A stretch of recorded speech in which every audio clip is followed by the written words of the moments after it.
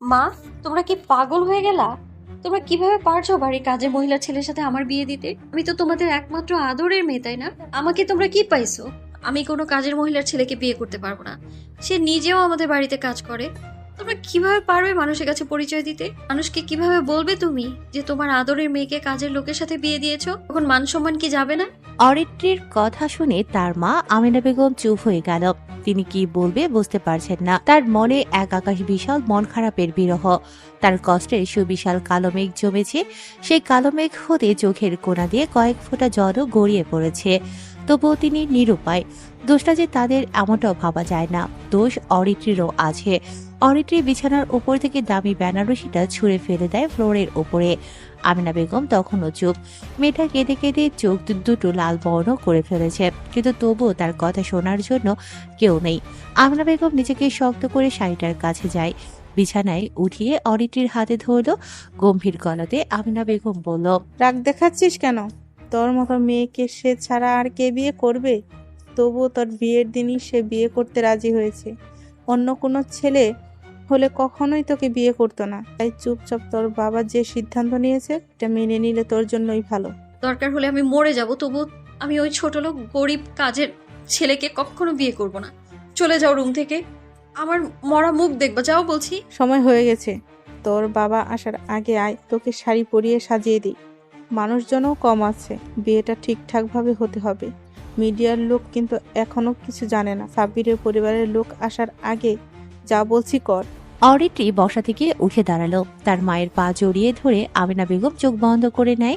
অরিত্রী ফুপিয়ে কাঁদতে থাকে। মা, তোমার পায়ে পড়ি, আমায় ওই গরিব খ্যাত ছোট লোক কাজের মহিলা ছেলের সাথে বিয়ে দিও না। আমায় নিয়ে সমস্যা তো, আমি সব ঠিক করে দেব। আমাকে আমার মতো বিয়ে করতে দাও প্লিজ। মা, কথা শোনো একবার। চুপ কর, পা ছাড় আমার। এমন একটা কাজ করেছিস তুই, এখন বলছিস তুই সব ঠিক করে নিবি? কি পাইছিস? হ্যাঁ, তোর যেমন নিজেকে খেলনা মনে হয়, আমাদেরকেও কি তোর খেলনা মনে হচ্ছে? যা করেছিস তার জন্য তোর বাবা এটাই করেছে। তোর সাপোর্ট করতাম সব কিছুতে। তোর জন্য আমার কত কথা শুনতে হয়েছে জানিস? তোর বাবাকে সাব্বিরের বাড়ির লোকেরা কত কথা শোনালো। এরপরেও কি তুই বলছিস সব ঠিক করে নিবি? কেন করছিস এমন? একবারও কি আমাদের কথা ভাবলি না? অরিত্রী চুপ হয়ে যায়। সে এখন বুঝে গিয়েছে কোনোভাবেই সে তার বাবার সিদ্ধান্ত বদলাতে পারবে না। আমিনা বেগম বসা থেকে উঠে দাঁড়ালো। এমন সময় অরিত্রীর ফোন বেজে ওঠে। স্ক্রিনে তাকিয়ে দেখে নিবিড় ফোন করেছে। অরিত্রী ফোনটা ধরতে যাবে, তার আগেই আমিনা বেগম ফোনটা হাতে নিয়ে রিসিভ করে। ফোনটা স্পিকারে দিতেই ওপাশ থেকে নিবিড় বলল, অরিত্রী, সবকিছু ঠিক আছে? আমি কিন্তু রেডি। এবার আমাদের বিয়ে কেউ আটকাতে পারবে না। তোমার বাসায় আসছি আমি। দেখো বাবা, অরিত্রীকে তুমি ভুলে যাও। তোমরা যা করেছো তাতে তোমরা কি ভেবেছো যে এক হতে পারবে? অরিত্রীর বাবাকে চেনো না, তিনি যেমন নরম তার থেকে বেশি জেদি। তোমাদের কয়েকদিনের ভালো লাগার ভালোবাসার কাজকে তিনি কখনোই মেনে নেবেন না। জিদ করে অরিত্রীকে এখনই বিয়ে দিচ্ছে। দয়া করে এখানে এসে আর সিক্রেট করবা না। আমি তোমাকে আগেও বলেছি, অরিত্রীর বাবা কখনো সম্পর্ক মেনে নেবে না। নিজের জিদকে সবসময় তিনি এগিয়ে রাখে। তিনি চাইলে বড়লোক ঘরের সুদর্শন ছেলেকে অরিত্রীর বর বানাতে পারে, কিন্তু তার জিদ চেপেছে তোমাদের কাজের উপরে। তোমরা যা করেছো সেটার শাস্তি অরিত্রী পাচ্ছে। কাজের ছেলের সাথে তার বিয়ে হবে এখন, এটাই তার সিদ্ধান্ত, যেটা অরিত্রীর জন্য শাস্তি। ফোন রাখো। আমিনা বেগম ফোন কেটে দিয়ে বন্ধ করে দিল। অরিত্রী ফোনটা নিতে যেও পারে না। আমিনা বেগম ফোনটা নিজের কাছে রাখে। তারপর অরিত্রীর হাত ধরে তাকে দাঁড় করিয়ে শাড়ি পরানো শুরু করে। অরিত্রী আর কোনো কথা বলে না, চুপচাপ সে ফুপিয়ে কেটে চলেছে। অরিত্রী চোখ বন্ধ করলো। এই কদিনের সব ঘটনা সে কল্পনা করতে থাকে। নিবিড় হলো অরিত্রীর বয়ফ্রেন্ড। অরিত্রী হলো বাংলাদেশের একজন বড় বিজনেসম্যানের মেয়ে। অরিত্রীর বাবা মেহরাব সাহেব একজন টপ বিজনেসম্যান। অরিত্রীর পরিবারটা একান্নবর্তী পরিবার। তবে অরিত্রী তার মা বাবার একমাত্র সন্তান। বড্ড আদরে বড় হয়েছে সে। সোনার চামচ মুখে দিয়ে বড় হয়েছে বলা যায়। তার বাবার থেকে আমিনা বেগম তার মেয়েকে অনেক বেশি আদর করত। কিন্তু মেয়েটা যে বকে যাবে কে জানতো। দেখতে তো অরিত্রীর সুন্দরী বডি, সাথে রূপ, টাকা, ক্ষমতা নিয়ে বেশ অহংকারও আছে তার। মেহরাব সাহেব তার বিজনেস পার্টনার আকাশের ছেলে সাব্বিরের সাথে অরিত্রীর বিয়ে ঠিক করেছে। সবকিছু ঠিক ছিল, বিয়ে অরিত্রি করতে পারবে না সেটা তার মাকে বলেছিল, কিন্তু তার মা কিছুই করতে পারেনি। অরিত্রির বাবাকে বলেছিল, মেয়ে তো সাব্বিরকে বিয়ে করতে চায় না, সে একজনকে ভালোবাসে। এসব ভালোবাসা বিয়ের আগে দু একটা থাকে, সবকিছু ধরতে হয় না। আমার মেয়ের বিয়ে আমি আমার মতো করেই দেব। এসব নিয়ে আমি কোনো কথা শুনতে চাই না। হয় মেয়েকে বোঝাও, নয়তো আমাকে আরো কঠোর হতে হবে। সম্পর্কটা আমার জন্য খুবই প্রয়োজন। আর তাছাড়া সাব্বির ছেলেটা দেখতেও বেশ। আমার এস্টাবলিশ আকাশের সাহেবের সাথে আমি একটা প্রজেক্টে কাজ করছি। প্রজেক্ট আকাশ একা নিতে চাই, যেটা আমি হতে দেব না। প্রজেক্ট আমার চাই, সাথে সেটা সঠিক কমপ্লিটও লাগবে। এই জন্য বিয়েটা জরুরি। আমি বিজনেসম্যান, আমাকে ডমিনেট করা সহজ নয়। যাও সামনে থেকে। মেহরাব সাহেবের কথা শুনে আমিনা বেগম হাহুতাশ করলেও কাজ হয় না। অরিত্রীকে সবকিছু বলে। অরিত্রী এসব শুনে পাগলামি শুরু করে দেয়। এভাবে কয়েকদিন চলে যায়। এর মধ্যেই বিয়ের কার্ড ছাপানো হয়, তারিখ ঘোষণাও করা হয়। সবকিছু ঠিকঠাকই ছিল। হঠাৎ বিয়ের আগের দিন রাতে সাব্বিরের মা বাবা সহ পরিবারের অনেকেই মেহরাবদের বাড়িতে আসে। মেহরাব আর আমিনা বেগম তখন বসেছিল। হঠাৎ এভাবে ছেলে পক্ষের আগমনে কিছুটা ভ্যাবাচাকা খান তারা। তবে হেসে আকাশদের স্বাগত জানাতে গেলে তখনই আকাশ বলে, আপনার সাথে আমরা দ্রুত দেখাতে আসিনি, বসে গল্প করতে আসিনি। আপনি যেটা করেছেন সেটা আপনাকে মনে করিয়ে দিয়ে এসেছি। কি হয়েছে এভাবে কথা বলছেন যে? আপনার সাথে এখনো ভদ্রতা রেখে কথা বলছি, সেটাই তো অনেক। কি হয়েছে বলেন তো? এভাবে না বলে হুট করে আসলেন। আগামীকাল বিয়ে, আপনারা কিছু বললে বসে কথা বলি। আপনি আমাদের কি জোকার পেয়েছেন? আপনার মেয়ে যেমন অসভ্য, বেয়াদব আর বেশরম, আপনিও তো কম যান না। আপনাদের উচিত রাস্তায় দাঁড় করিয়ে জুতার মালা পরিয়ে সবগুলোকে অর্ধনগ্ন করা। মুখ সামলে কথা বলুন। সম্পর্ক করতে চাচ্ছি তার মানে এই নয় যে আপনাদের সব কথা শুনতে বাধ্য। সাবধানে কথা বলুন আপনারা। মেহেরবান সাহেব, আপনারা সাবধানে কাজ করবেন। আপনাদের সাথে কিছু আদি লজ্জা শরম বলে কিছুই আছে। আমার তো মনে হয় আপনাদের যদি বাইরে নগ্ন করেও রাখা হয় তবুও সামান্য লজ্জা পাবেন না আপনারা। বেরিয়ে যান আপনারা বাসা থেকে। আপনাদের সাথে আমার মেয়েকে বিয়ে দেব না, চলে যান এখনই। কে আছে আমাদের অমন বেয়াদব আর খারাপ মেয়েকে বিয়ে করাতে? আমার ছেলেকে সাথে যদি আগে জানতাম আপনার মেয়ে এতটা খারাপ, তাইলে আমার ছেলেকে বাজারের ব্যবসার সাথে বিয়ে দিতাম। সে বলতে লজ্জা করছে। আমার এখন কি নেকা সাজছেন? হ্যাঁ আপনারা। কি যাতা বলছেন? হ্যাঁ, কি করছে আমার মেয়ে?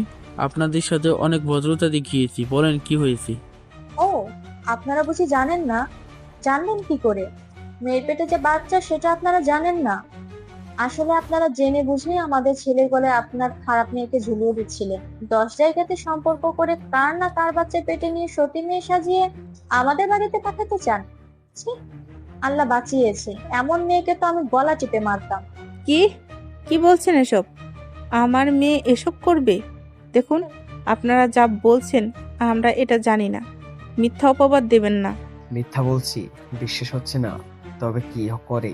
একটা বাজারের মেয়ে থেকেও আপনার মেয়ে খারাপ, তার কথা নাকি বিশ্বাস করছে না? ডাকুন আপনার মেয়েকে, সে ফোন করে আমাদেরকে নিজেই বলছে।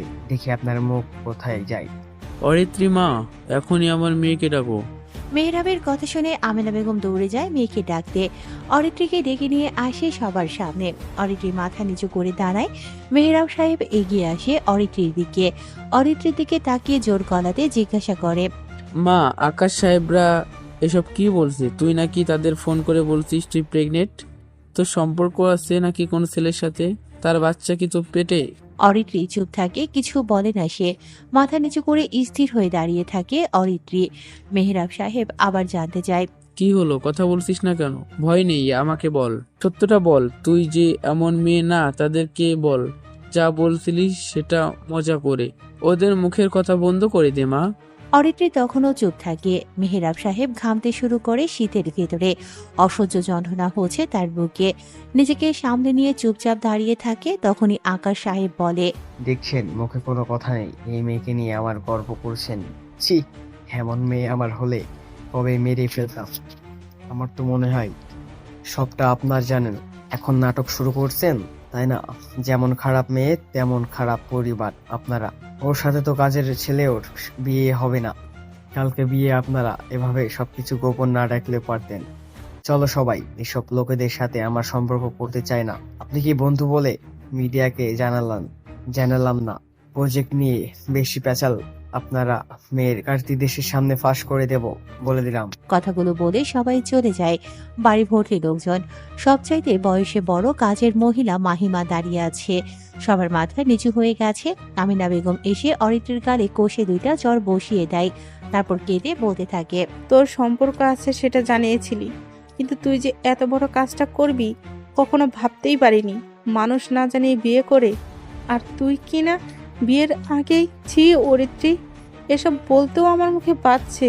বেশি আদর দিয়েছি বলে সেটার ফায়দা দাম এভাবে পূরণ করলি? নিজের মেয়ের এসব কথা অন্যদের থেকে শোনার আগে আমার মনন হলো না কেন? আমার কথা চুপ কর। মেহরাব সাহেব বসা থেকে উঠে দাঁড়ালো। মাহিমার কাছে যায়। মাহিমার হাত ধরে তিনি কাপা কাপা হাতে বলে, আপা, আমি যখন খুব ছোট তখন তুমি আমার থেকে মাত্র 2 বছরের বড়। তোমার মা আমাদের বাড়িতেই কাজ করেছে। গ্রাম থেকে এসে আমাদের এখানেই আছো। অনেক বছর ধরে আমার মেয়ে ভুল করেছে। আমি তোমার কাছে একটা জিনিস চাবো, দিবে? ওর শাস্তি হবে এটাই। কি চাই ভাইয়া বলো। তোমার ছেলে অরহানের সাথে আমার মেয়ের বিয়ে দিতে চাই। ওরা বলছে কাজের ছেলের সাথেও বিয়ে হবে না। আমি দেখাতে চাই ওরে কাজের ছেলের সাথেই বিয়ে দেব। দয়া করে আমাকে ফিরিয়ে দিও না। জি ভাইয়া, কি বলো? আমার না থাকবে কেন? তোমাদের যা ভালো মনে করো সেটাই হবে। আমার ছেলে কিচ্ছু বলবে না। মাহিমার কথা শুনে মেহরাব সাহেব এগিয়ে আসে আমিনার দিকে। আমিনাকে বলে, তোমার মেয়ে কি ভেবেছে? কার না কার সাথে এসব করে বেরিয়েছে। ভাবছে বিয়ে ভাঙলে ওই ছেলের সাথে বিয়ে দেব। কখনো না। ওর বিয়ে আমার বাড়ির কাজের মহিলার ছেলে, সেও কাজ করে, তার সাথেই আমি তোমার মেয়ের বিয়ে দেব। এটা তার জন্য উপযুক্ত শাস্তি। বিয়ের জন্য সব রেডি করো, কালকেই বিয়ে দেব। এটা আমার সিদ্ধান্ত। যদি এটা সে না মানে তার কপালে অনেক খারাপ আছে। তাকে বাড়ি থেকে বের করেও দেব না, তাকে মরতেও দেব না, কিন্তু কাজের ছেলের সাথে অরিত্রীর বিয়ে হবে। মেহরাব সাহেব কথাগুলো বলে সেখান থেকে চলে যায়। অরিত্রী দৌড়ে নিজের রুমে আসে। সারা রাত কেটেছে অরিত্রী। আমিনা বেগম রাত থেকেই মেয়ের সাথে। বাড়িতে কারো কোনো ঘুম নেই। মেহরাব সাহেবও ঘুমোতে পারেনি। অরিত্রীকে শাড়ি পরাতে শুরু করে আমিনা বেগম। অরিত্রীর বয়ফ্রেন্ড নিবিড়কে সে ভালোবাসে অনেক। তার ভালোবাসাকে রেখে কিভাবে সে সাব্বিরকে বিয়ে করত, তাই তাদেরকে কল করে অরিত্রীর সবকিছু বলেছিল, আর সেজন্যই বিয়েটা ভাঙে। কিন্তু মাঝখান থেকে আবার ঝামেলা হলো মেহরাব সাহেব, যে কিনা বাড়ির কাজের মহিলার ছেলের সাথে বিয়ে ঠিক করে বসে। অরিত্রী না পারছে মেনে নিতে, না পারছে এখান থেকে পালাতে। তবে এখন মেনে নিতে না পারলেও তাকে বিয়ের সাজে সাজতে হবে। অরিত্রী বলে, আমি এই শাড়ি পরবো না। মন থেকে মেনে নিতে পারছি না যে বিয়েটাকে, সেই বিয়ের জন্য আমি কখনোই বিয়ের শাড়ি পরবো না। যদি এটাও তোমরা না মানো, আমি এক্ষুনি নিজেকে মেরে ফেলবো। আমি যেদিন মেনে নিতে পারবো মন থেকে সবকিছু, সেদিন আমি বিয়ের শাড়ি পরবো, আর সেটা কখনো সম্ভব হবেও না। আমিনা বেগম অরিত্রীকে অন্য একটি শাড়ি পরিয়ে বাহিরে নিয়ে আসে। দূরের সোফাতে বসে আছে খ্যাত গরিব কাজের ছেলে আরহান আহশেদ। তাকে দেখলেই অরিত্রীর অনেক রাগ উঠে যায়, যাকে কিনা সহ্য করতে পারেনি কখনো অরিত্রী, অথচ তার সাথেই আজকে ওর বিয়ে হচ্ছে। বাড়িতে কেবল বাড়ির লোক ছাড়া কেউ নেই। অরিত্রীকে আরহানের পাশে বসানো হয়, কাজে আসে। তারপর বিয়ের কাজও সম্পূর্ণ হলো। অরিত্রী আর আরহানের বিয়ের কাজ সম্পূর্ণ হয়। বিলাসবহুল অ্যাপার্টমেন্টের মালিকের মেয়ের সাথে একদম নগণ্য একটা কাজের ছেলের বিয়ে হয়েছে, যেটা পরিবারের লোকেরা ছাড়া আর কেউ জানে না। এমন কিছুর খবরের জন্য মিডিয়ার লোক ওত পেতে থাকে, কারণ মেহরাব সাহেব দেশের একজন বড় বিজনেস আইকন। তাকে নিয়ে সবসময় পজিটিভ কিছুই ছাপানো হয়ে থাকে পত্রিকাতে। আর তার ক্যারিয়ারে কখনো তিনি মাথা নিচু করে থাকতে হয় এমন কোনো কাজ করেননি। বিরাট বড় কোম্পানি তার, সেখানেও তিনি গর্বের সাথে কাজ করে থাকেন। কিন্তু তারই মেয়ে এমন একটা কাজ করে বসেছে, যেটা ভাবলেই মেহরাব সাহেব ভেতর থেকে একদম দুমড়ে মুচড়ে যাচ্ছে। যেহেতু তিনি বিজনেস আইকন, তার হেটার্সরা থাকবেই। আর মেহরাব হেটার্সদেরকে নিয়েই প্রজেক্ট ডিল করে, যাতে তারাও মেহরাবকে ভালোবাসতে পারে। আর মেহরাবের বড় হেটার্স ছিল আকাশ সাহেব, যে কিনা অলরেডি মেহরাবের মেয়ের কথা জানে। এটা নিয়ে তিনি কি কি করবে বা তার সামনে মেহরাব যে আজীবন মাথা নিচু করে থাকবে, সেটা ভেবে মেহরাব সাহেবের মনে তার মেয়ে অরিত্রীর উপরে রাগ জমতে থাকে। শাস্তিটা যেন মনে হতে থাকে আরো কম হয়ে গেছে। অরিত্রি বাসর ঘরে বসে আছে। আরহান এখনো আসেনি। সে তার ঘরে বসে। মাহিমা বেগম তার সামনে আসলো। নিজের ছেলের মাথায় হাত বুলিয়ে দিতে থাকে। মাহিমা কিছু বলতে যাবে, তখনই আরহান বলল, মা আমার সাথে এমন কেন করলে? তুমি জানো না বড় স্যারের মেয়ে কেমন অহংকারী, জেদি আর বদমেজাজি, আমাদের সবার সাথে কেমন বাজে ব্যবহার করে দেখোই তো। আর তাছাড়া মেয়েটার পেটে অন্যের বাচ্চা। তুমি কিভাবে পারলে মা এমন মেয়ের সাথে আমাকে বিয়ের জন্য রাজি করাতে বা নিজে রাজি হতে? দেখ বাবা, তোর যে বাপ ছিল সে আমাকে রেখে চলে যায়। তোকে নিয়ে কষ্টে বেঁচে দেখি পাশে দাঁড়িয়েছিল অদ্রিতার বাবা মা। ওনাদের অনুরোধ কিভাবে ফেলবো? তাই বলে আমার জীবনটা একটা জাহান্নামের ভিতরে ফেলে দিলে? এর থেকে তো এই বাড়ির গাড়িগুলোর যে গ্যারেজ আছে সেখানে মাসুদ কাকু কাজ করে। তার মেয়ে সিনথিয়া অনেক ভালো আছে। মেয়েটা আমার থেকে একটু সিনিয়র হলেও আমাকে সে পছন্দ করে। তুমি বড়লোক ঘরের মেয়েকে আমার গলায় ঝুলালে। বেশি কথা বলিস না তো, যা, বৌমা অপেক্ষা করছে।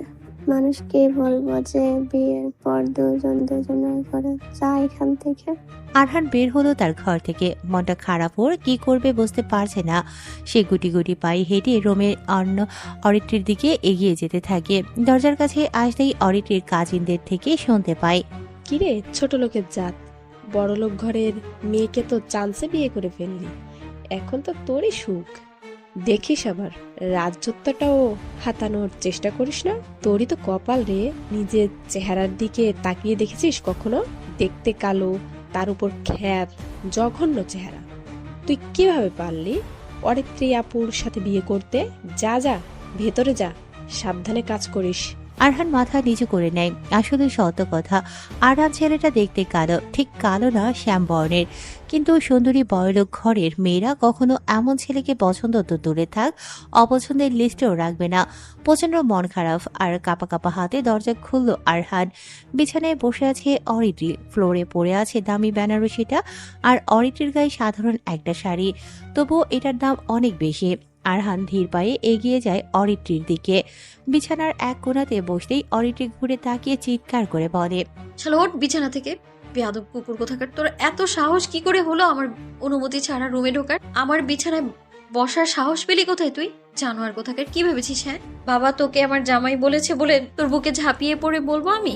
আমাকে কলঙ্কের দাগ থেকে বাঁচানোর জন্য ধন্যবাদ তোমার। হারামির বাচ্চা, লোভী জাত, ছোট লোক কোথাকার। আমার জুতা মোছার যার যোগ্যতা নেই সে হয়েছে আমার বর। নিজের দিকে তাকিয়েছিস? আমাদের বাড়ির গ্যারেজের লোকেদের চোখে মুখে যে মোবিলের কালি লেগে থাকে, তোর চেহারাও ঠিক তেমনই। দূরে যা আমার থেকে। আরহান দূরে সরে আসে। বুকের ভেতরটা ওর কাঁপতে থাকে। মাথা নিচু করে নিয়েছে সে। চোখের কোণায় জল জমতে শুরু করে। আরহানের হাত পা কাঁপছে অনেক। কি বলবে সে বুঝতে পারে না। প্রথমবার কেউ তাকে এতটা অপমান করলো। যদিও নিজের চেহারা শ্যামবর্ণ হওয়াতে সবসময় মেয়েদের থেকে দূরে থেকেছে।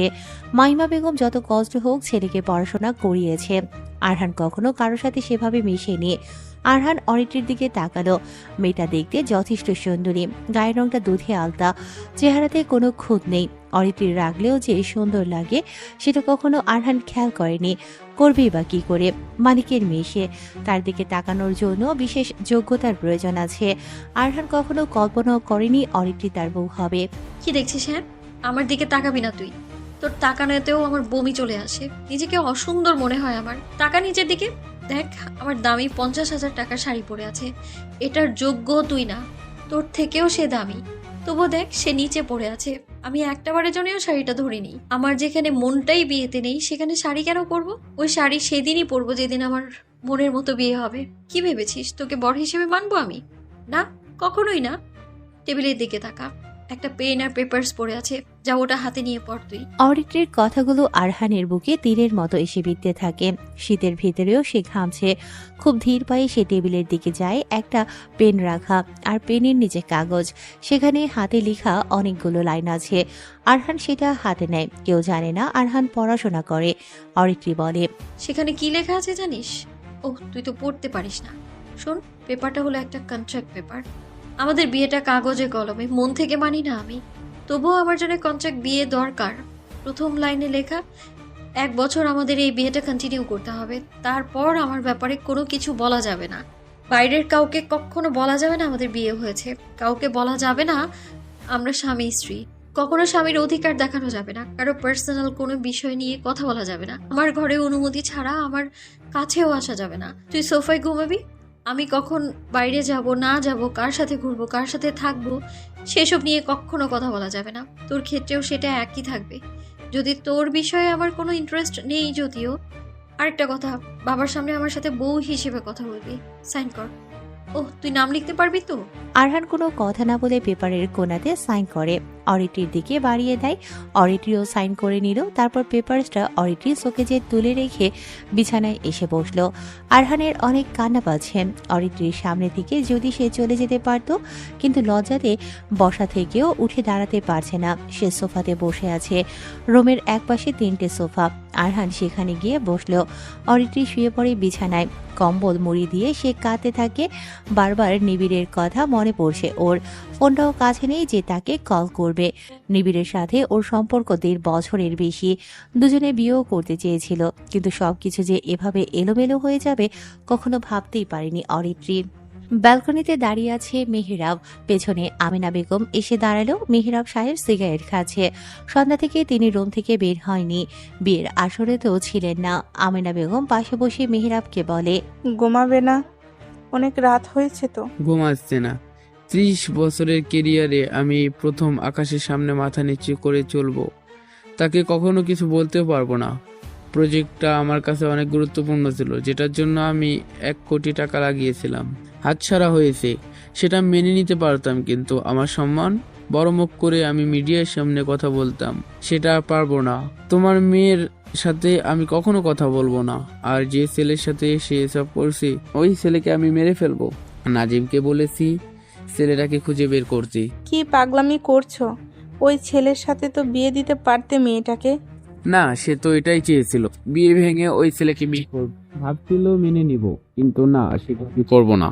সে সন্তান হয়ে জিদ দেখাতে পারে, আদর দিয়েছি বলে সেটার ফায়দা নিতে পারে। তবে আমি বাবা হয়ে কেন পারবো না উল্টো জিদ দেখাতে? আমরা কি তাকে ভালোবাসিনি? আমরা কি তার স্বাধীনতা দেইনি? ওর বোঝা উচিত ছেলেদের গায়ে কখনো কলঙ্ক লাগে না, কিন্তু মেয়েদের যদি সামান্য কলঙ্কও থাকে, সে মেয়ে মূল্যহীন। মেয়ে হয়েছে, সে তার উচিত ছিল নিজেকে সামলে রাখতে। তার অন্যায় আবদার, তার বেপরোয়া চলাফেরা তো সাপোর্ট করতে পারি না, তাই না?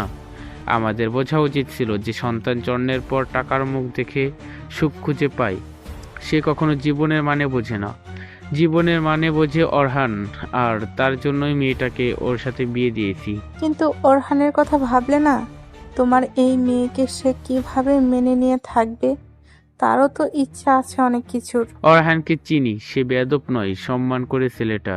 2টো চর খেয়েও কখনো সে বড় কথা বলে না। তোমার মেয়েকে নিয়ে আমি কিছু শুনতে চাই না। ঘুমাতে যাও। যাকে যে মারিনি এটাই তার কপাল। যাও সামনে থেকে। আজকে থেকে তোমার মেয়ে যেন আমার সামনে না আসে, তাকে জানিয়ে দিও। আমিনা বেগম তার হাজবেন্ডের কথা শুনে দীর্ঘশ্বাস ফেলে। তার যে কিছুই করার নেই। আসলেই অরিত্রীকে তিনি ভালোবাসতেন অনেক, কিন্তু এভাবে বকে যাবে সন্তান। সুখের সংসারটা কেমন যেন এলোমেলো হয়ে যায়। আমিনা বেগম চলে আসে। বিছানায় এসে চোখ বন্ধ করে, কিন্তু ঘুম যে আসে না। 2 দিন ধরে ঘুম নেই চোখে ওদের। তারপর সকাল হয়। আমিনা বেগম অরিত্রীদের ঘরের দিকে আসে। ঘরের দরজা আধা খোলা। সকাল 10টা বেজে গিয়েছে। উনি দরজা ঠেলে ভেতরে প্রবেশ করে। অরিত্রী ঘুমোচ্ছে। গায়ের শাড়িটা আগের মতো আছে, কিন্তু আরহান নেই। আরহান তার মায়ের সাথে কাজ করছে। সে এবারের কাজের ছেলে। তার মাকে সে হেল্প করে টুকটাক। থাকা খাওয়া ফ্রি। মা ছেলে মিলে মাসে 20,000 টাকা বেতন পায়। তাতেই আরহানের পড়াশোনার খরচ চলে যায়। আমিনা বেগম টেবিলে অরিত্রীর ফোনটা রাখে। তারপর অরিত্রীকে ডাকতেই সে দ্রুত উঠে বসে। ঘুমের ঘোর কাটতেই সে দেখতে পায় ওর মা দাঁড়িয়ে আছে। অরিত্রী বলে, আমি বের হব। আমার ফোন কোথায়? নিবিড়কে কল দিব আমি। দেখ অরিত্রী, তোর বিয়ে হয়েছে, ভুলেও আর কোনো উল্টাপাল্টা কাজ করবি না। আমি মানি না এই বিয়ে। যাও রুম থেকে। আমিনা বেগম চলে যায় রুম থেকে। অরিত্রী ফোন অন করে নিবিড়কে কল দেয়। কয়েকবার বাজার পর নিবিড় ফোন রিসিভ করলো। অরিত্রী কাঁদতে থাকে। নিবিড়, কেমন আছো? তোমায় অনেক মিস করছি আমি। আমি তোমার কাছে যেতে চাই। ও অরিত্রী বলছো? তা কেমন কাটলো বাসর রাত? নিশ্চয়ই অনেক ভালো। যেটা আমার সাথে করার কথা ছিল সেটা অন্য কারোর সাথে করে ফেলেছো, অনেক মজা পাইছো তাই না? কি যাতা বলো, হ্যাঁ কোথায় আছো? দেখা করবো আমি। আর আমি কোথায় থাকবো? যেখানে থাকার সেখানেই আছি। আমি আসছি। অরিত্রি গোসল করে রেডি হয়ে নিল, ওড়না ছাড়া ওয়ান পিস ড্রেস পরে চুলগুলো সুন্দর করে বেঁধে নিল। হালকা সাজুগুজু করেছে সে। ভ্যানিটি ব্যাগ নিয়ে বের হলো অরিত্রি। খাবার টেবিলে সবাই বসে আছে মেহরাব সাহেব ছাড়া। মাহিমা তার বৌমাকে দেখে এগিয়ে আসে, মুচকি হেসে তার বৌমাকে বলে, কেমন আছো বৌমা? কাজের লোকের মুখে এমন কথা শুনে অরিত্রির আরো রাগ বেড়ে যায়। সে চিৎকার করে বলে, কি বলেন আপনি? বৌমা? আপনার ওই ছোট লোক ছেলের বউ আমি? হ্যাঁ, সেটা কাগজে কলমে, কিন্তু মন থেকে নই। আমাকে বৌমা বলে যদি আর একবার ডেকেছেন, আপনাদের সবাইকে বাড়ি থেকে বের করে দেবো বলে দিলাম। আর আপনাকে মুরব্বি বলেও মানবো না আমি। দূরে যান, আমার কাছে আসবেন না একদম। অরিত্রি, অনেক বেয়াদব হয়ে যাচ্ছিস তুই। হ্যাঁ, আমি বেয়াদব। তোর বাবা আসছে কিন্তু। আমি গেলাম, ফিরতে দেরি হবে। আমেনা, তোমার মেয়ে কোথায় যাচ্ছে? মেহরাবের কথা শুনে অরিত্রি দাঁড়িয়ে পড়ে। আমেনা বলে, বাহিরে যাচ্ছে। ও বাহিরে? একা কেন? অরহান কোথায়? ওকে সাথে করে নিয়ে যেতে বলো। মা, আমি একা যাব, বন্ধুদের সাথে দেখা করতে যাব। সেখানে কাজের ছেলের কোনো কাজ নেই। সে কাজের ছেলে নয়, সে তার বিয়ে করা হাজবেন্ড। এখন থেকে বাইরে কোথাও গেলে তাকে সাথে করে নিয়ে যাবে। তোমার মেয়ে বেশি বেয়ারা হলে আমি তার আরো কঠিন ব্যবস্থা নিতে পারি, জানিয়ে দাও। অরিত্রি দাঁড়া, ওরহানকে ডেকে দিচ্ছি। অরিত্রির রাগে নাক ফুলিয়ে ফেলে। ফর্সা মুখটা রাগে লাল হয়ে গেছে। বিরক্তির অনুভূতি নিয়ে চুপচাপ দাঁড়িয়ে আছে সে। আরহান আসে মেহরাবের সামনে। স্যার ডেকেছেন আমাকে? হ্যাঁ, তোমার বউ বাইরে যাচ্ছে, তোমাকে বলছে। মানে না, মানে হ্যাঁ বলেছে। তাহলে তুমি রেডি হওনি কেন? যাও ওর সাথে। আমেনা, তোমার মেয়ের গাড়ির চাবি অরহানকে দাও, সে গাড়ি চালাতে পারে দারুণ।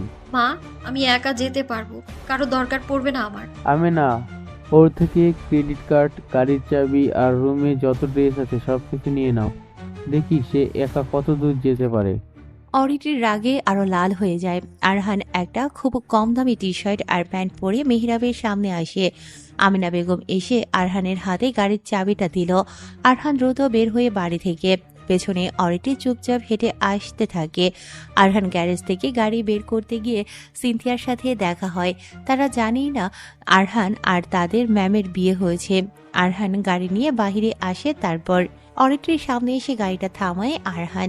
গাড়ি থেকে নেমে অরিত্রির সামনে আসলো আরহান। অরিত্রি কোনো কথা ছাড়াই আরহানের গালে একটা চড় মারে। আরহান মাথা নিচু করে নেয়। সিনথিয়া তাকিয়ে দেখে সেদিকে।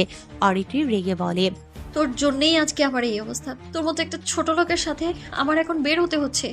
তোকে দেখলেই তো আমার রাগ উঠছে এতটা যে ধুর, ভাল লাগে না। শোন, তুই আমার ড্রাইভার হয়ে আমার সাথে যাবি। এর বেশি কিছু তোকে যেন না করতে দেখি। আচ্ছা ম্যাম।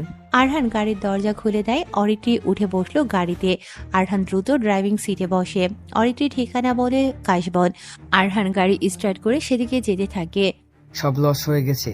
আমার মেহেবারের সাথে যদি আমার পরিবারের সম্পর্ক তৈরি হতো, তাইলে আজকে আমি হতাম ইন্টারন্যাশনাল বিজনেস আইকনের একজন। এসকে গ্রুপের সাথে একটা টক্কর দিতে পারতাম। আকাশের কথা শুনে তার কোম্পানির সবাই চুপ হয়ে গেছে। আকাশ হলো মেহরাবের পরে একজন বিজনেসম্যান। এসকে গ্রুপ যত কোটি টাকার প্রজেক্ট আছে সবকিছু দেখে এই দুজন লোক মেহরাব আর আকাশ দুজন প্রজেক্ট হাতে নেয়। এই দুজন দুই কোম্পানির থেকে যত প্রোডাক্ট লঞ্চ করে সবকিছু কিনে নেয় এসকে গ্রুপের মালিক। তবে এদিকে এগিয়ে মেহরাব। এসকে গ্রুপের মালিক বাংলাদেশি হলেও বিদেশের সবকিছু। তারা একসাথে অনেকগুলো পণ্য নিয়ে আন্তর্জাতিক মার্কেট ধরে রেখেছে। তবে মজার ব্যাপার হলো এই এসকে গ্রুপটা বেশি দিন হয়নি কোম্পানি লঞ্চ করেছে, মাত্র 3 বছর হয়েছে। আর তাতেই ওরা মিলিয়নে পৌঁছে গিয়েছে। এসকে গ্রুপ প্রতিষ্ঠার পেছনের গল্প সবারই জানা। ছোট থেকে তারা মাত্র কয়েক বছরে কিভাবে বড় কোম্পানিতে পৌঁছেছে এটা যেন স্বপ্নের মতো। বিজনেস মাইন্ড বেশ দক্ষ এই গ্রুপের মালিকের, কিন্তু এখনো তিনি দেশে আসেনি। তার ম্যানেজার সবকিছু হ্যান্ডেল করে। এই প্রজেক্টটা ঠিকঠাক হলে তবেই সেই মালিক দেশে আসবে, কোম্পানির উপরে ইনভেস্ট করবে সরাসরি। কিন্তু মেহরাব এই প্রজেক্ট হাতছাড়া করলো। কি করবে বুঝতে পারছে না মেহরাব। ওদিকে আকাশ প্রজেক্টটা পেয়েও ঠিক সুবিধা করতে পারছে না, কারণ মেহরাব সাহেবের যে প্ল্যানিং ছিল তাতে ওদের কোটি টাকা আসতো, কিন্তু এখন সেটা আর সম্ভব নয়। আকাশ বলে, আমাদের এখনই একটা প্রজেক্টটা কমপ্লিট করতে হবে, সবাই কাজ করো। মেহরাবকে তো আমি দেখে নেব, তাকে আমি সবসময় আমার নিচে রাখবো। আকাশ কথাটা বলে বের হয়। ঠিক তখনই কতগুলো মিডিয়ার লোক এসে আকাশের সামনে এসে দাঁড়ায়। আরিফ নামের একজন সাংবাদিক প্রশ্ন করে, স্যার আপনার ছেলের সাথে এই গ্রুপের মালিক মেহরাবের মেয়ের সাথে বিয়ে হওয়ার কথা ছিল গতকাল, আপনারা কেন জাননি? এই বিয়ে নিয়ে কি কোনো কথা বলেননি? আপনারা কি বিয়ে করতে চাননি? দেখুন, পারিবারিক বিষয়, তাই এটা নিয়ে কথা বলতে হচ্ছে নেই। তবে পারিবারিক কিছু সমস্যার কারণে এই বিষয়টা এখন আর এগিয়ে নিচ্ছি না। কেমন সমস্যা? ছেলে বা মেয়ের কোনো এফআইআর আছে নাকি? বিজনেস ইস্যু নিয়ে সম্বন্ধ বন্ধ করে দিলেন? সবকিছু বিজনেস বিষয়, আশা করি এটা নিয়ে আর কোনো কথা প্রশ্ন হয় না। স্যার আকাশ আর দাঁড়ালো না, সেখান থেকে দ্রুত চলে আসি। মেহরাব সাহেব টিভিতে এসবের নিউজ দেখছিলেন। মেহরাবের অ্যাসিস্ট্যান্ট নীরা বলে, আমি জানি কেন করেনি, কারণ সে চেয়েছে আমি যেন সবসময় তার সামনে মাথা নিচু করে থাকি, এর জন্য সে কাউকে কিছু বলবে না। হঠাৎ মেহরাবের ফোনে একটি কল আসে। এসকে কোম্পানির ম্যানেজার ফাহিম কল দিয়েছে। তাড়াতাড়ি মেহরাব কলটা রিসিভ করে। Hello sir. আমাদের বস চাচ্ছিল দেশে আসবে, আপনার সাথে বিজনেস ডিল করবে। আপনার আগামী 5 বছরে যত প্রোডাক্ট আছে সবগুলো আমাদের বস নিতে যাচ্ছে। আপনাদের কোম্পানির তৈরি পোশাক বেশ উন্নত আর কোয়ালিটিফুল। আপনাকে আগে যে দাম দিয়ে কেনা হতো তার থেকে আরো 10% মূল্য বাড়িয়ে কিনতে চাইছে বস। আপনাকে জানিয়ে রাখলাম। Really sir? আমি তো বিশ্বাসই করতে পারছি না। কবে আসবে তিনি? আপনাকে জানাবো, রাখি এখন।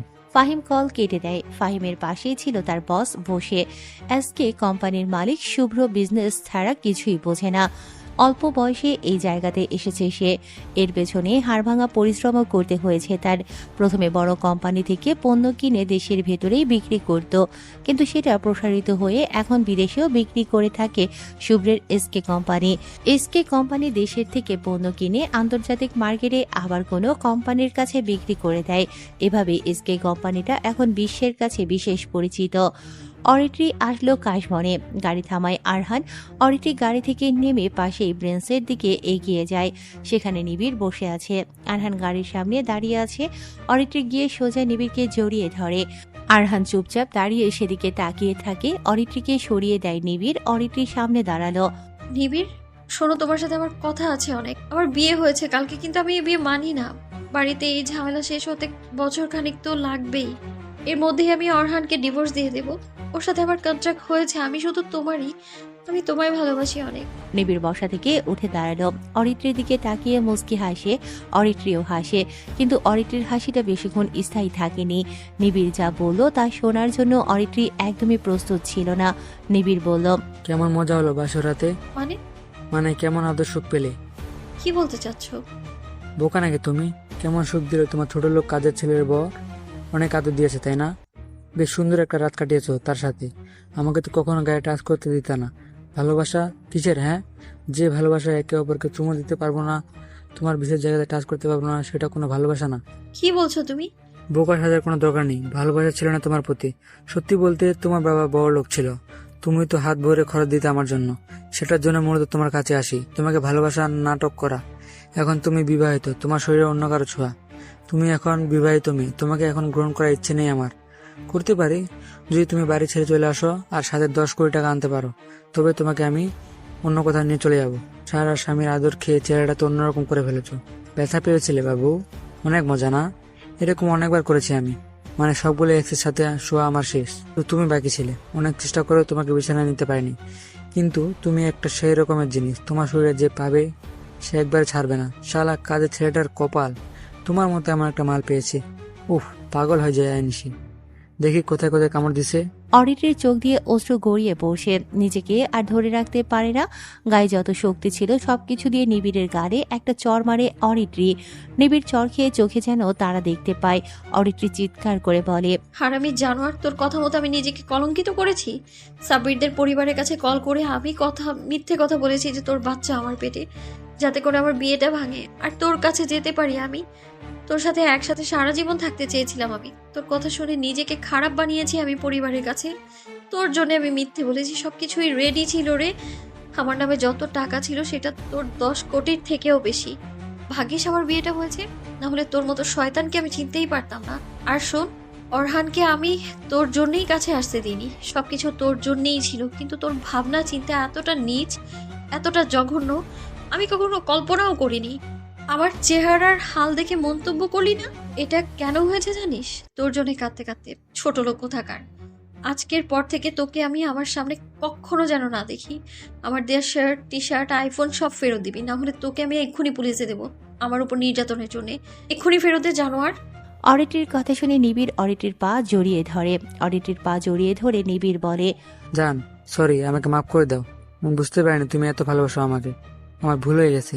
সর বেয়াদব, একদম ধরবি না, নাহলে তোকে জুতা দিয়ে মারবো আমি। প্লিজ এভাবে যেও না অরিত্রী, আমাকে মাফ করে দাও।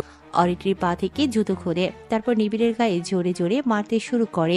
অরিত্রী জুতো ফেলে দিয়ে বলে, তোর গিফট দিলাম, এই জুতাও আমি পরবো না, তোকে সবকিছু দান করে দিলাম শালা হারামি। অরিত্রীর কথাগুলো বলে সোজা চলে আসে গাড়ির কাছে। সে কাছে আরহান দ্রুত গাড়ির দরজা খুলে দেয়। অরিত্রী গাড়িতে উঠে বসলো। নিবিড় আর অরিত্রীর সম্পর্ক 1.5 বছর। 1.5 বছরে অরিত্রী নিবিড়ের হাত খরচ সহ যা যা লাগে সবকিছু নিজ থেকে দিয়েছে। কিন্তু হঠাৎ করে মেহেরাব সাহেব আকাশের ছেলের সাথে অরিত্রীর বিয়ে ঠিক করে। অরিত্রীর বাসাতে মানাতে পারেনি বলে নিবিড়কে সবকিছু জানায়। তখন নিবিড় জানিয়েছিল ওই পরিবারে কল করে অরিত্রী যেন বলে তার পেটে নিবিড়ের বাচ্চা। অরিত্রী কোনো কিছু না ভেবে, পরিবারের মান সম্মানের কথা না ভেবেই নিবিড়ের কথা মতো কাজটা করে। অথচ নিবিড় আজকে অরিত্রীর ভালোবাসাকে এরকম মূল্য দিল। অরিত্রী নিজেকে সামলাতে পারে না, সে একাধারে কেঁদেই চলেছে। আরহান গাড়ি ঘুরিয়ে অরিত্রীকে বলে, ম্যাম এখন কোথায় যাব? জাহান্নামে, আমি মরতে চাই। তোর যেদিকে মন চায় নিয়ে যা, যেন আমি মরতে পারি সেখানে সহজে। আচ্ছা ম্যাম। আরহান গাড়ি চালাতে থাকে। 30 মিনিট পর আরহান একটা জায়গাতে এসে গাড়ি থামায়। আরহান গাড়ি থেকে নামে, অরিত্রীকেও নামতে বলে। অরিত্রী নেমেই অবাক হয়। ঢাকার ভিতরে এত সুন্দর জায়গা কখনো অরিত্রী দেখেইনি। একটা বিরাট বড় ফুলের মাঠ, অনেক মানুষই আছে, তবে পরিবেশটা এতটাও শোরগোলপূর্ণ নয়। ফুলের বাগানের চারপাশে লেখা ফুল ছিঁড়া সম্পূর্ণ নিষেধ। জমির কোনায় খুঁটিতে সিসি ক্যামেরা লাগানো। একটা বেঞ্চে গিয়ে বসলো আরহান। পেছনে একটি পুকুর। পুকুরটা যে পদ্ম পুকুর নামে পরিচিত সেটা আর বলা লাগে না। অরিত্রীর কয়েক মিনিটেই মন ভালো হয়ে যায়। সে এসে আরহানের বেঞ্চে বসলো। আরহান উঠে দাঁড়ায়। অরিত্রী চুপচাপ বসে সামনের ফুল বাগানের দৃশ্য দেখছে। আরহান দূরে এসে তার বাটন ফোনটা বের করে চাপতে থাকে। আকাশ আর সাব্বির বসে আছে। আকাশ বেশ চিন্তিত, কারণ মেহেরাবকে কিভাবে অপমান করা যায়। সামনে বিজনেস ম্যানদের অ্যাওয়ার্ড শো আছে। সে যে যত বেশি প্রফিট আয় করে সে অনুসারে প্রতি বছরে তাকে একটি করে অ্যাওয়ার্ড দেওয়া হয়। বাবা, এখন কি হবে? আমাদের মিডিয়াকে জানানো উচিত যে মেহরাবের মেয়ের সাথে আমার কেন বিয়ে হয়নি। এখন নয়, প্রজেক্টের কাজ শেষ হবে না। প্রথমে এখান থেকে লস খাবে, এবার অ্যাওয়ার্ড শোতে হইনার আমি হব, এরপর পর্দা ফাঁস করব। তাকে ক্ষতি করতে হবে, না হলে সে কখনো নিচে নামতে পারবে না, আর আমরা কখনো উপরে উঠতে পারবো না। এসকে গ্রুপ কোনো কাজের জন্য 1 নম্বর কোম্পানিকেই হায়ার করবে। আমাদের জন্য অফার কম, আমরা প্রফিট আয় করতে পারি না এখানেই। ঠিক বলছিস। ওর মার্কেট বালুতে বস নামিয়ে দিতে হবে। একটা মিটিং করতে হবে আমাদের ইভেন্টেরদের নিয়ে, তবে পণ্যর দাম কিছুটা কমে দিতে হবে। বাবা, এতে তো আমরা লস করব। নাই, লস হবে। পণ্যর দাম কমিয়ে বাজারে ছাড়বো, তারপর মেহেরাবের কোম্পানি ডাউন খাবে। একই পণ্য কম দামে আমরা বিক্রি করব, বেশি লাভ। মাল পরে বা থাকার চেয়ে অল্প দামে বিক্রি করাটাও একটা কাজ হবে। সেটা সময় সুযোগ বুঝে পণ্যর দাম যখন হো হো করে বাড়বে শুরু করবে, তখনই আমরা কমিয়ে দেব। এটাকে বলে মার্কেট ধরে রাখা। ঠিক আছে বাবা, সেটাই হবে। ওরা ওদের মতো কথা বলতে থাকে। এদিকে এসকে কোম্পানির মালিককে স্বাগত জানানোর জন্য মেহেরাব এখন থেকেই বড় রকমের প্ল্যানিং করতে শুরু করেছে। অরিত্রী অনেকটা সময় এখানে বসে থেকে গাড়ির কাছে আসে। আরহানকে সে শুধু বাটন ফোনটাই চাপতে দেখেছে। গাড়িতে উঠে বসলো অরিত্রী। আরহান গাড়ি চালাতে যাবে, তখনই অরিত্রী বলল, আজকে যা হয়েছে সেটা যেন কেউ না জানে। আমি চাই না পরিবার এসব জানুক। ভাবিস না সুন্দর জায়গায় এনেছিস বলে তোকে আমি পছন্দ করতে শুরু করেছি। তোর মতো একটা ছেলে আমার গাড়ির ড্রাইভারেরও যোগ্য না, কিন্তু বাবা এটাই করেছে, আমাকে কেউ বোঝেই না। কখনো আমি আপনার যোগ্য হতে পারবো না, তাই চিন্তা করবেন না। আমি কখনো আপনাকে নিয়ে কিছু ভাববো না। ওরা বাড়িতে চলে আসে। অরিত্রীর সব কাজিনেরা বসে আছে। ওর ভিতরে অরিত্রীর দূরের সম্পর্কের চাচার ছেলেও আছে। ওর নাম ধূসর। ধূসর ছেলেটা অরিত্রীকে পছন্দ করে। অরিত্রী যখন ভেতরে আসে তখনই ধূসর বলে, কোথায় গিয়েছিলে তুমি? আমাকে বলনি কেন? কার সাথে গিয়েছিলে? সেটা তোমার না জানলেও চলবে। শুনলাম নাকি তোমার বিয়ে হয়েছে। কার সাথে? কাজের ছেলের সাথে। খুব তো গর্ব করছিলে তোমার জন্য রাজপুত্র আসবে। এই তোমার রাজকুমার, কাজের ছেলে তোমার রাজকুমার। ধূসর, আমার সামনে থেকে যা, আমি কথা বলতে ইচ্ছুক নই। আরে বস বস, ওই কামলা আমাদের সবার জন্য চা করে নিয়ে আয়। ধূসর আরহানকে কথাটা বলল। আরহান কিছু না বলে রান্নাঘরে চলে যায়। অরিত্রী সবার সাথে বসে আছে। যে ভয়টা পাচ্ছিল অরিত্রী, সেটাই হলো। কাজের ছেলের সাথে বিয়ে হওয়াতে তাকে ছোট হতে হচ্ছে, হাসির পাত্রী হতে হচ্ছে। এ কারণেই অরিত্রী কাজের ছেলেকে বিয়ে করতে চায়নি। কাজের মহিলার ছেলে আরহান, তার কি এমন যোগ্যতা আছে যে মালিকের মেয়েকে বিয়ে করার স্বপ্ন দেখে? আরহান দীর্ঘশ্বাস ছেড়ে চা বানাতে থাকে, আর অরিত্রী মন খারাপ নিয়ে চুপচাপ কাজিনদের সাথে বসে থাকে। আরহান না পারছে এসব মানতে, না পারছে 1 বছর অরিত্রীর মতো মেয়ের সাথে থাকার মানসিকতা তৈরি করতে। অরিত্রীও যেন একই ভাবনাতে বিভোর। এর থেকে যেন মরণটাই ভালো ছিল। আরহান সবার জন্য চা বানিয়ে আনে, সবাইকে দিতে থাকে। আরহানকে নিয়ে অরিত্রীর কাজিনেরা কথা বলতে থাকে। কিরে কাজের মহিলার ছেলে, জীবনে নরম বিছানা চোখে দেখেছিলি? কালকে তো বউকে নিয়ে বেশ ঘুমিয়েছিলি, তাই না? ধূসর, তোকে কিন্তু বারণ করেছি উল্টাপাল্টা কথা বলতে, এরপরেও বলেই যাচ্ছিস। চুপ থাকতো। তুই যে তোর রূপ, নিজেকে নিয়ে এত অহংকার করতে, শেষে কিনা কাজের ছেলেকে বিয়ে করেছিস। দেখিস সে আবার কোনো টাকা পয়সার বাগ না বসায়। আমার তো মনে হচ্ছে দেখবি সে তোর সম্পত্তিও হাতিয়ে নেবে। তোর ফোন সাবধানে রাখিস, কবে দেখবি সেটাও চুরি হয়ে যেতে পারে। আমার কাছে বাটন ফোন আছে, ওসব ফোন আমি ব্যবহার করতে পারি না। আর আপনাকে দেখলেই তো বোঝা যায় চোরদের সর্দার। কি বললি? অরিত্রী হেসে দেয়। ধূসরকে অপমানিত হতে দেখলে তার অনেক ভালো লাগে। আরহান ধূসরকে চা দিতে আসে। ধূসর ইচ্ছে করে আরহানের হাতে ধাক্কা দেয়। আরহান হাত থেকে গরম চা পড়ে ধূসরের পায়ের উপরে লাগে। ধূসর উঠে দাঁড়িয়ে আরহানের গালে একটা চড় দেয়। সবাই উঠে দাঁড়িয়ে যায়। বাড়ির অনেকে চলে আসে, সবাই দেখতে থাকে। আরহানকে গালি দিয়ে বলতে থাকে, মাদারি, তোকে আমি মেরে ফেলবো। তুই কাজ করতে পারিস না, তাহলে কাজ করিস কেন? তোর মতো ছেলে আবার আমাদের অরিত্রীর বর হয়েছে। শালা, নিজের দিকে তাকিয়েছিস কখনো? দেখেছিস আয়নাতে কিভাবে পারলো আঙ্কেল তোর মতো একটা ছোট লোক জাতের সাথে অরিত্রীর বিয়ে দিতে? ধূসর, ওরহানের জামা ছেড়ে দে। চাচিমা, তোমরা কেন এমন করলে? চুপ কর, যা হবার হয়ে গেছে। এখন এসব নিয়ে আর কোনো কথা নয়। এমন করলে একটাও কিন্তু বাড়িতে ঢুকতে দেব না, বলে দিলাম। শালা হারামি, তোকে আমরা পরে দেখবো। ধূসর কথাটা বলে সেখান থেকে চলে যায়। আরহান ভেতর থেকে বাহিরে আসে। প্রচন্ড মন খারাপ, ওর গায়ে হাতের ছাপ পড়ে গেছে। মাহিমা দূরে দাঁড়িয়ে ছেলের কষ্টগুলো দেখতে থাকে। এখন বুঝতে পারছে তার রাজি হওয়াটা ঠিক হয়নি।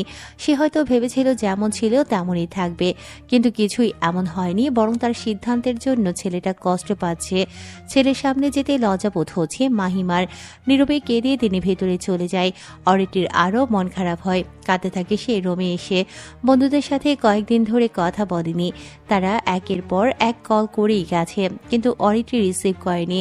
কল ধরলেই একই কথা, বিয়ের অনুষ্ঠানে কেন তারা যেতে পারেনি, কেন বন্ধ করা হয়েছে, কি বলবে অরিত্রী? নিবিড়ের কথাও জানতে চাইবে ওরা। আরহানকে যত দেখছে তত অসহ্য লাগছে অরিত্রীর। বাড়ির মানুষ ছাড়া এখনো কেউ জানে না আরহানের সাথে তার বিয়ে হয়েছে। নিবিড় জানতো, কিন্তু সে অরিত্রীর হুমকির ভয়ে শহর ছেড়ে পালিয়েছে। বাহিরের কেউ তেমন জানে না। খারাপ লাগছে ওর ভীষণ। বারান্দায় এসে দাঁড়িয়েছে অরিত্রী।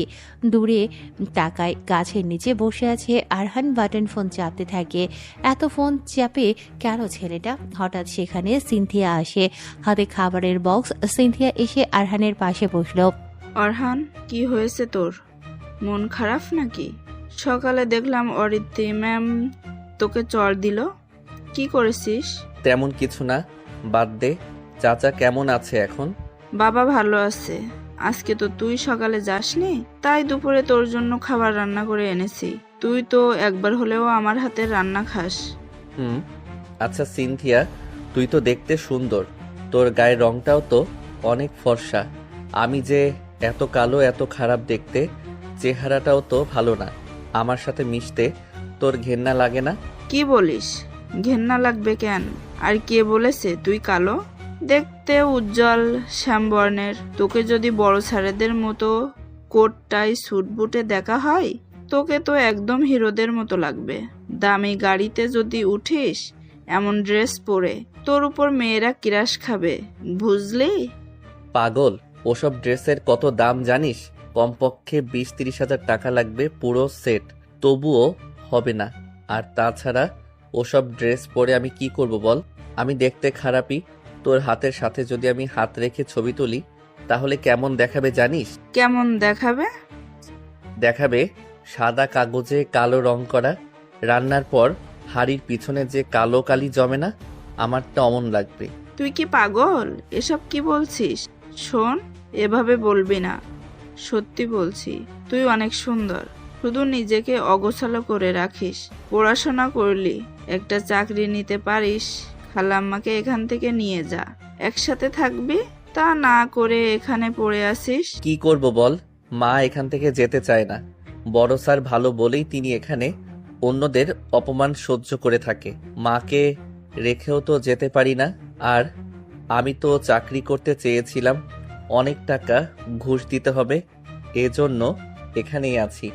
আমার বাবাও বড় স্যারের জন্য এই বাড়িতে গাড়ির কাজ করে থাকে। তোর তো ছেলেরা দেখতে আসে, তুই রাজি হোস না কেন? বিয়ের বয়স তো হয়ে যাচ্ছে, বিয়ে না করে বুড়ি হবি নাকি? চুপ থাক, এই নে খাবার খা। সিনথিয়া আরহানের দিকে প্লেট বাড়িয়ে দেয়। আরহান হাত ধুয়ে খাবারে হাত দিতেই আহ করে ওঠে। সিনথিয়ার সাথে সাথে আরহানের হাত ধরে বলে, কি হয়েছে রে? এভাবে চিৎকার দিলি কেন? গরম চা পড়েছিল হাতে। আচ্ছা, তোর খেতে হবে না, আমি তোকে খাইয়ে দিচ্ছি। হাত ছড়া, জ্বলবে। সিনথিয়া আরহানের থেকে খাবারের প্লেট নিয়ে সেটা মাখিয়ে আরহানকে খাইয়ে দিতে থাকে। অরিটি সেটা দূর থেকে দেখতে থাকে, মনে মনে বলে, বাহ, কি সুন্দর দৃশ্য। তারা ছোট লোকের সাথে ছোট লোক মেয়েকেই মানায়, কিন্তু বাবা আমার উপরে এমন সিদ্ধান্ত নেয়া, কাজের ছেলের সাথেই আমায় বিয়ে দিল। কাজের ছেলের সাথে কাজের মেয়েরই বিয়ে হয়, মিল হয়, অথচ আমার সাথে কাজের ছেলে জুড়ে গেছে। কিভাবে মেনে নিব এটা? অরিটি চলে আসে সেখান থেকে। নিবিড়ের কথা মনে পড়ছে, অনেক অনেক কাঁদতে ইচ্ছে করছে, কিন্তু এই কান্না সে কাউকে দেখাতে পারবে না। তাই অরিটি সোজা চলে যায় ওয়াশরুমে। বাথটবের ভেতরে বসলেও শীতের ভেতরে ঠান্ডা পানিতে বসে ট্যাপ ছেড়ে দিয়ে জোরে কাঁদতে থাকে। এভাবে 3 ঘন্টা পানির ভেতরে বসে থাকে। গা কাঁপতে থাকে শীতে, হাইপোথার্মিয়া হয়ে গেছে, ঠোঁট লেগে গেছে, একদম কথা বলতে পারে না অরিত্রী। কোনো রকমে বাথটব থেকে বের হলেও ফ্লোরেই পড়ে যায় সে। এমন সময় আরহান দরজা খুলে বলে, ভিতরে আসবো? আসলে আপনার মা বলছিল আপনাকে ডাকতে, আপনি এখনো না। আরহান রুমের ভেতরে উকি দেয়, কিন্তু কাউকে দেখতে পায় না। বিনা অনুমতিতে ভেতরে যাওয়ার ইচ্ছে নেই আরহানের। আরহান চলে আসতে যাবে, তখনই ধপ করে শব্দ হয়। আরহান ভেতরে ঢোকে। শব্দটা কোথা থেকে আসলো, তখনই ওয়াশরুম থেকে পানি পড়ার শব্দ শুনতে পায়। আরহান কি করবে বুঝতে পারে না। শব্দটা এমন যে কেউ পড়ে গেছে। একবার ভাবলো অরিত্রীর মাকে ডাকবে, কিন্তু পরক্ষণেই মনে পড়ে অরিত্রীর মা তাকে ডেকে বলেছিল, বাবা, তোদের বিয়ে হয়েছে, এটা আপাতত গোপন রাখিস, তবে তোরা ঠিক মতো থাকিস। আমার মেয়ে রাগী, তবে দেখে রাখিস। দেখবি রাগ থাকলেও সে অনেক আবেগী। আরহান সাহস নিয়ে একবার ডাক দেয়, ম্যাম, কোনো সমস্যা হয়েছে? বড় ম্যামকে কি ডেকে দিব? ভেতর থেকে কোনো সারা শব্দ আসে না। আরহান আরো অনেকবার ডাকে, কি করবে সে বুঝতে পারে না। আরহান দরজায় হাত দিতেই সেটা খুলে যায়, তার মানে দরজা খোলাই ছিল। এমনিতেই প্রকৃতিতে শীতকাল, রোজ তাপমাত্রা 10 নয়তো 11-তে থাকছে। এভাবে ঠান্ডার ভেতরে অরিত্রী 3 ঘন্টা পানিতে ডুবেছিল। হাত পা যেন সাদা হয়ে গেছে, হাইপোথার্মিয়াতে পড়েছে সে। ঠোঁট হাত পা সব স্থির হয়ে গেছে, কেবল সে ফ্যালফ্যাল করে অপলক তাকিয়ে আছে। আরহান আসলো কাছে। ম্যাম, ঠিক আছেন? আরহান তাকে ধরার সাহস পায় না, দৌড়ে চলে যায় আমিনা বেগমের কাছে। তাকে ডেকে নিয়ে আসে। আমিনা বেগম মেয়ের এমন অবস্থা দেখে চিৎকার করে ওঠে। তিনি তার মেয়েকে ধরে বিছানায় নিয়ে আসে। আরহান বলে, আমি বাহিরে আছি, আপনি সবকিছু চেঞ্জ করেন, কিছু লাগলে আমাকে ডাকবেন। তুই আর হাজবেন্ড, তুই চেঞ্জ কর। না ম্যাম। আরহান চলে যায় বাহিরে। আমিনা বেগম সবকিছু চেঞ্জ করে আরহানকে ডাক দেয়। আরহান এসে বলে, ওনার জন্য লেপ কম্বল যা আছে সব বের করি। আরহান দুটো ভারী লেফ কম্বল এনে অরিটির উপরে চাপিয়ে দেয়। তারপর হাত ধরে হাত ঘষতে থাকে জোরে জোরে। শ্বাস চলছে অরিটির। আমেনা বেগম কেঁদে চলেছে। কি করবে তিনি বুঝতে পারছেন না। আরহানকে বলে, ওরহান, তুই তো অরিত্রীর বর, অরিত্রীকে জড়িয়ে ধরে শুয়ে পড়। না না, কি বলেন ম্যাম, আমি পারবো না। পারবি না মানে? বর হয়েছিস, বউকে নিয়ে শুয়ে থাকতে পারবি না? ফাজলামো করিস? চিন্তা করবেন না, আমি গরম পানি করে আনছি, ওকে খাইয়ে দিন। আরহান দ্রুত ঘর থেকে বের হয়ে যায়। 1 মিনিটের ভেতরে হিটারে গরম পানি করে দ্রুত চলে আসে। অরিত্রীকে ধরে খাইয়ে দেয় হালকা করে। তারপর শুকনো কাপড় গরম জিটারে ছ্যাঁক দিয়ে অরিত্রীর মুখে হাতে কাঁধে ঘষতে থাকে। আমেনা বেগম চুপচাপ দেখছে আরহান অরিত্রীর প্রতি কতটা কেয়ারফুল। মনে মনে তিনি খুশি হলো, যাক মেয়েটাকে দেখে রাখার জন্য একজন তো আছে। আরহানের চোখে মুখে বিরাট দুশ্চিন্তা আর ভয়ের ছাপ স্পষ্ট। আরহান অরিত্রীর জন্য দৌড়াদৌড়ি করেছে। তোরা থাক, আমি গেলাম। অরিত্রীকে নিয়ে আর টেনশন নেই, ওর পাশে বসে পাহারা দে, রুম থেকে যাবি না। আমেনা বেগম চলে যায়। আরহান সোফাতে বসে থাকে। ঘন্টা পেরিয়ে যায়। বিকেল শেষে সন্ধ্যা হয়। আমেনা বেগম একবারও আর আসেনি এই রুমে। সন্ধ্যার নামাজ পড়ে তিনি দেখতে আসবেন ভাবে। ওদিকে অরিটির ঘুম ভেঙেছে। অনেকটা গরম লাগছে তার। হাত পা নাড়াতে পারছে না ভারী লেপ কম্বলের ভারে। এতগুলো লেপ কেন? তাকে ভাবে প্যাকেট করে কে রাখছে? কি হয়েছে তার? মনে পড়ে সে বাথটবের ভেতরে ছিল। জোরে একটা হাঁচি দিয়ে ওঠে অরিত্রী। আরহান সেদিকে তাকায়। অরিত্রী উঠে গেছে। আরহান এসে বলে, আপনি ঠিক আছেন? কি ব্যাপার, তুই এখানে কেন? তোকে না বলেছি না, না বলে রুমে ঢুকবি না তুই? আর আমার গায়ে এতগুলো লেপ কম্বল কেন? কথাগুলো বলে অরিত্রী উঠে দাঁড়ালো। আরহান আস্তে গলায় বলল, আপনি হয়তো বাথটবে অনেকক্ষণ ধরে গোসল করছিলেন। আপনি মিমি হাইপোথার্মিয়াতে পড়েছিলেন। আপনি ফ্লোরে পড়ে অজ্ঞান হয়ে যান, তারপর আপনাকে রুমে। আরহান পুরো কথা শেষ করতে পারেনি। অরিত্রী একটা চড় দেয় আরহানের গালে। আরহান গালে হাত দিয়ে অরিত্রীর দিকে তাকিয়ে থাকে। অরিত্রী বলে, আমাকে তুই ধরে রুমে নিয়ে এসেছিলি?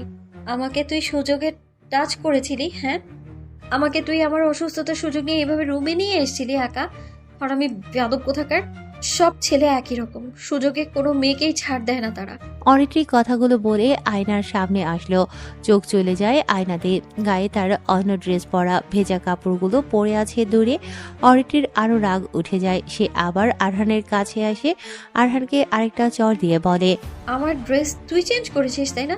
বাহ, তোর মতো জানোয়ারদের মানসিকতা দেখে আমি সত্যিই অবাক হলাম। হায় রে, তোকে বলেছিলাম আমায় অনুমতি ছাড়া ধরবি না। সেই সুযোগেই, আমার অসুস্থতার সুযোগ নিয়ে আমাকে তুই কাপড়টা পাল্টে সবকিছু দেখে ফেলেছিস। আসলে কেমন পুরুষ তুই? তোর পুরুষত্বে এতটুকু জেদ নেই? কিভাবে করতে পারলি তুই এটা? আচ্ছা, মজা পেয়েছিস? ঢং করে চুপ করে আছিস কেন? বল, কেমন লেগেছে আমায় কাপড় ছাড়া দেখতে? কি হলো, কথা বলছিস না কেন? অরিত্রী ঘুরে তাকায়। আরহান বের হয়ে চলে যায় রুম থেকে। অরিত্রী আরহানের চলে যাওয়ার দিকে তাকিয়ে আছে। তারপর শব্দ করে হাসতে থাকে। অরিত্রী তার ভেজা কাপড়গুলোর কাছে আসে। সেগুলো হাতে নিয়ে বলে, এই কাপড়ের মূল্য কি যদি ভেতরে জিনিস ঢেকে না রাখতে পারি? এমন সময় অরিত্রীর মা আমেনা বেগম অরিত্রীর রুমে প্রবেশ করে। আরহান বলেই তিনি ডাকতে থাকে, ওরহান, অরিত্রী কি উঠেছে? এ কি, ওরহান কোথায়? আর তুই উঠে গেছিস? যাক, কত ঘন্টা তুই অচেতন অবস্থায় ছিলি বলতো? ওরহান কতগুলো দৌড়ে দৌড়ে লেপ বের করে দিয়েছে দেখেছিস? কিরে, কথা বলছিস না কেন?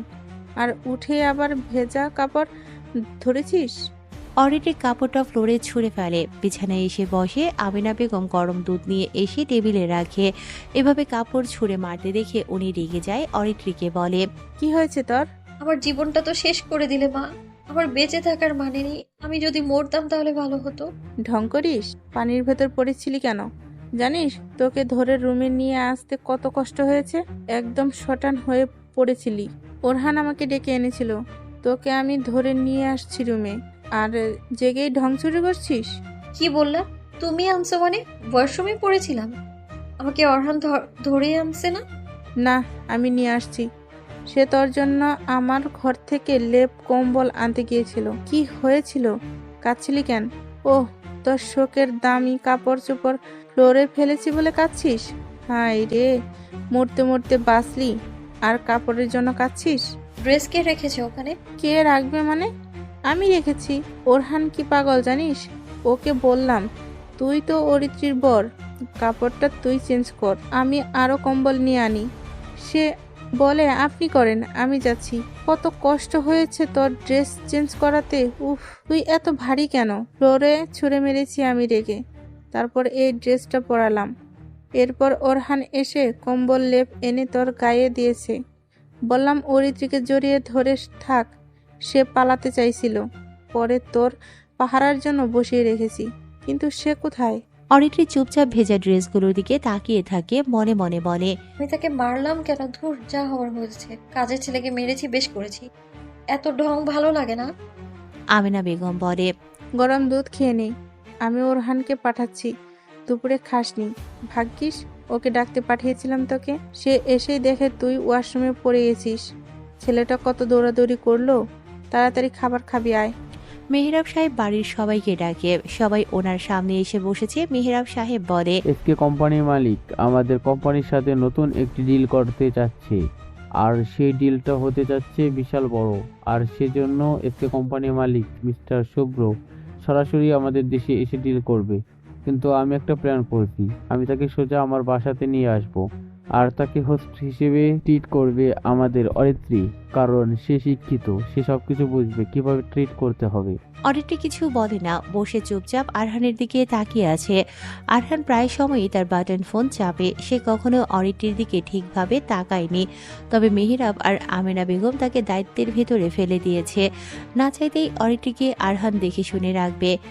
অরিত্রী মিস্টার শুভ্রকে সবভাবে ট্রিট করে খুশি করতে হবে।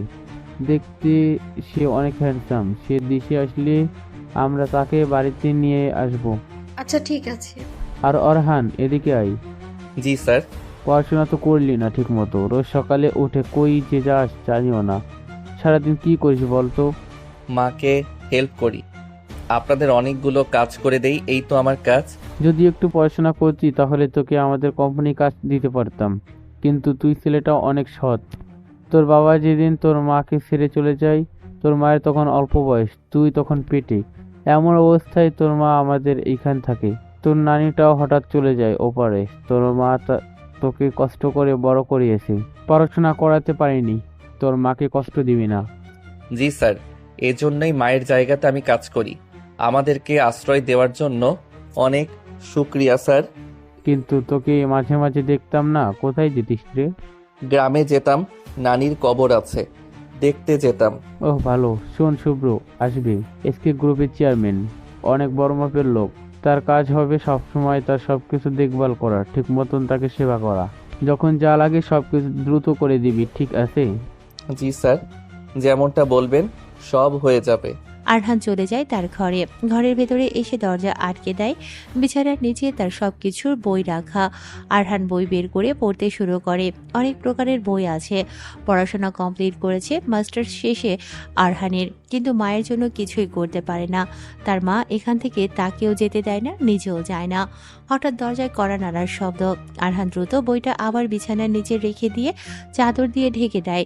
দরজা থেকে দরজা খুলে দেখতে পায় ধূসর দাঁড়িয়ে আছে। ধূসরকে দেখে আরহান বলল, আপনি?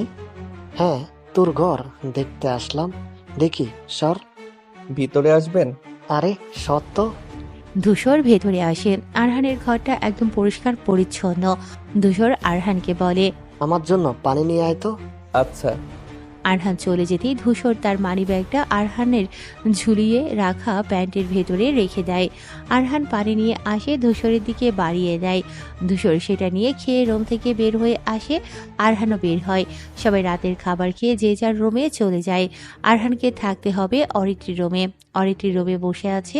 দরজায় টোকা দেয় আরহান। কে? ম্যাম, আমি ভিতরে আসতে পারি? হ্যাঁ আয়। আরহান ভেতরে আসলো। অরিত্রীর দিকে তাকালো না। অরিত্রী আয়নার সামনে বসে আছে। আরহান দেখে রুমটা বেশ অগোছালো। অরিত্রীর মনে তার বাবার কথাগুলো ঘুরছে। আরহান নাকি সৎ, সে পরীক্ষা করে দেখবে। অরিত্রী ইচ্ছে করে তার টেবিলের নিচে টাকা ফেলে দেয়, সাথে স্বর্ণের চেন। আরহান চুপচাপ বসে আছে। অরিত্রী বলে, ওই তোর কপালটা দেখছিস কেমন? যে কাজের ছেলে দূরে দাঁড়িয়ে খাবার বেড়ে দেয়, সেই কাজের লোক আমার রুমে থাকতে পারে। আচ্ছা সন্ধ্যায় যে আমি তোকে চড় মারলাম, তোকে কত কিছু বললাম, তুই কোনো কথা বলি না কেন? এমনিতেই ম্যাম, আপনার যেটা ভালো মনে হয়েছে করেছেন। আপনি হলেন মালিক, আমি হলাম গোলাম। আপনারা কিছু বললে সেটা নিয়ে কিছু বলার যোগ্যতা নেই।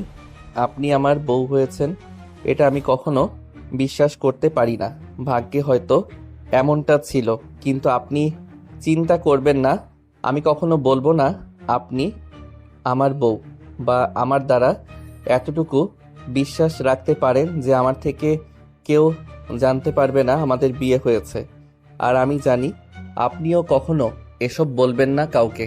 You are so innocent, but I hate you, I don't like you. বুঝিনি ম্যাম। ও তুই তো আবার ইংরেজি বুঝবি না। জানিস মরে যেতে ইচ্ছে করে আমার, যে এমন একটা ছেলের সাথে আমার বিয়ে হলো যে কখনো পড়াশোনা করেনি, অশিক্ষিত, খ্যাত, ছোট লোক একটা ছেলে আমার বড় হলো। এমন বিয়ের আগে মরতে চেয়েছিলাম আমি, কিন্তু পারিনি। আচ্ছা তোর কি ইচ্ছে করে না আমার সাথে জোর করে সবকিছু করতে? আমি সার্টিফিকেট ধারিত শিক্ষিত নই, কিন্তু পশু নই আমি। পুরুষ মানুষের পুরুষত্ব কোথায় থাকে জানেন? যদি সে সামনে কোনো সুন্দরী নারী দেখেও নিজেকে কন্ট্রোল করতে পারে, সেই হলো আসল পুরুষ। আমি সুযোগ নেই না, আমি সুযোগের ব্যবহার করি না। ইচ্ছে কেন করবে না? কিন্তু যে ফুলে কাঁটা আছে সে ফুলের কাছে না যাওয়াটাই ভালো।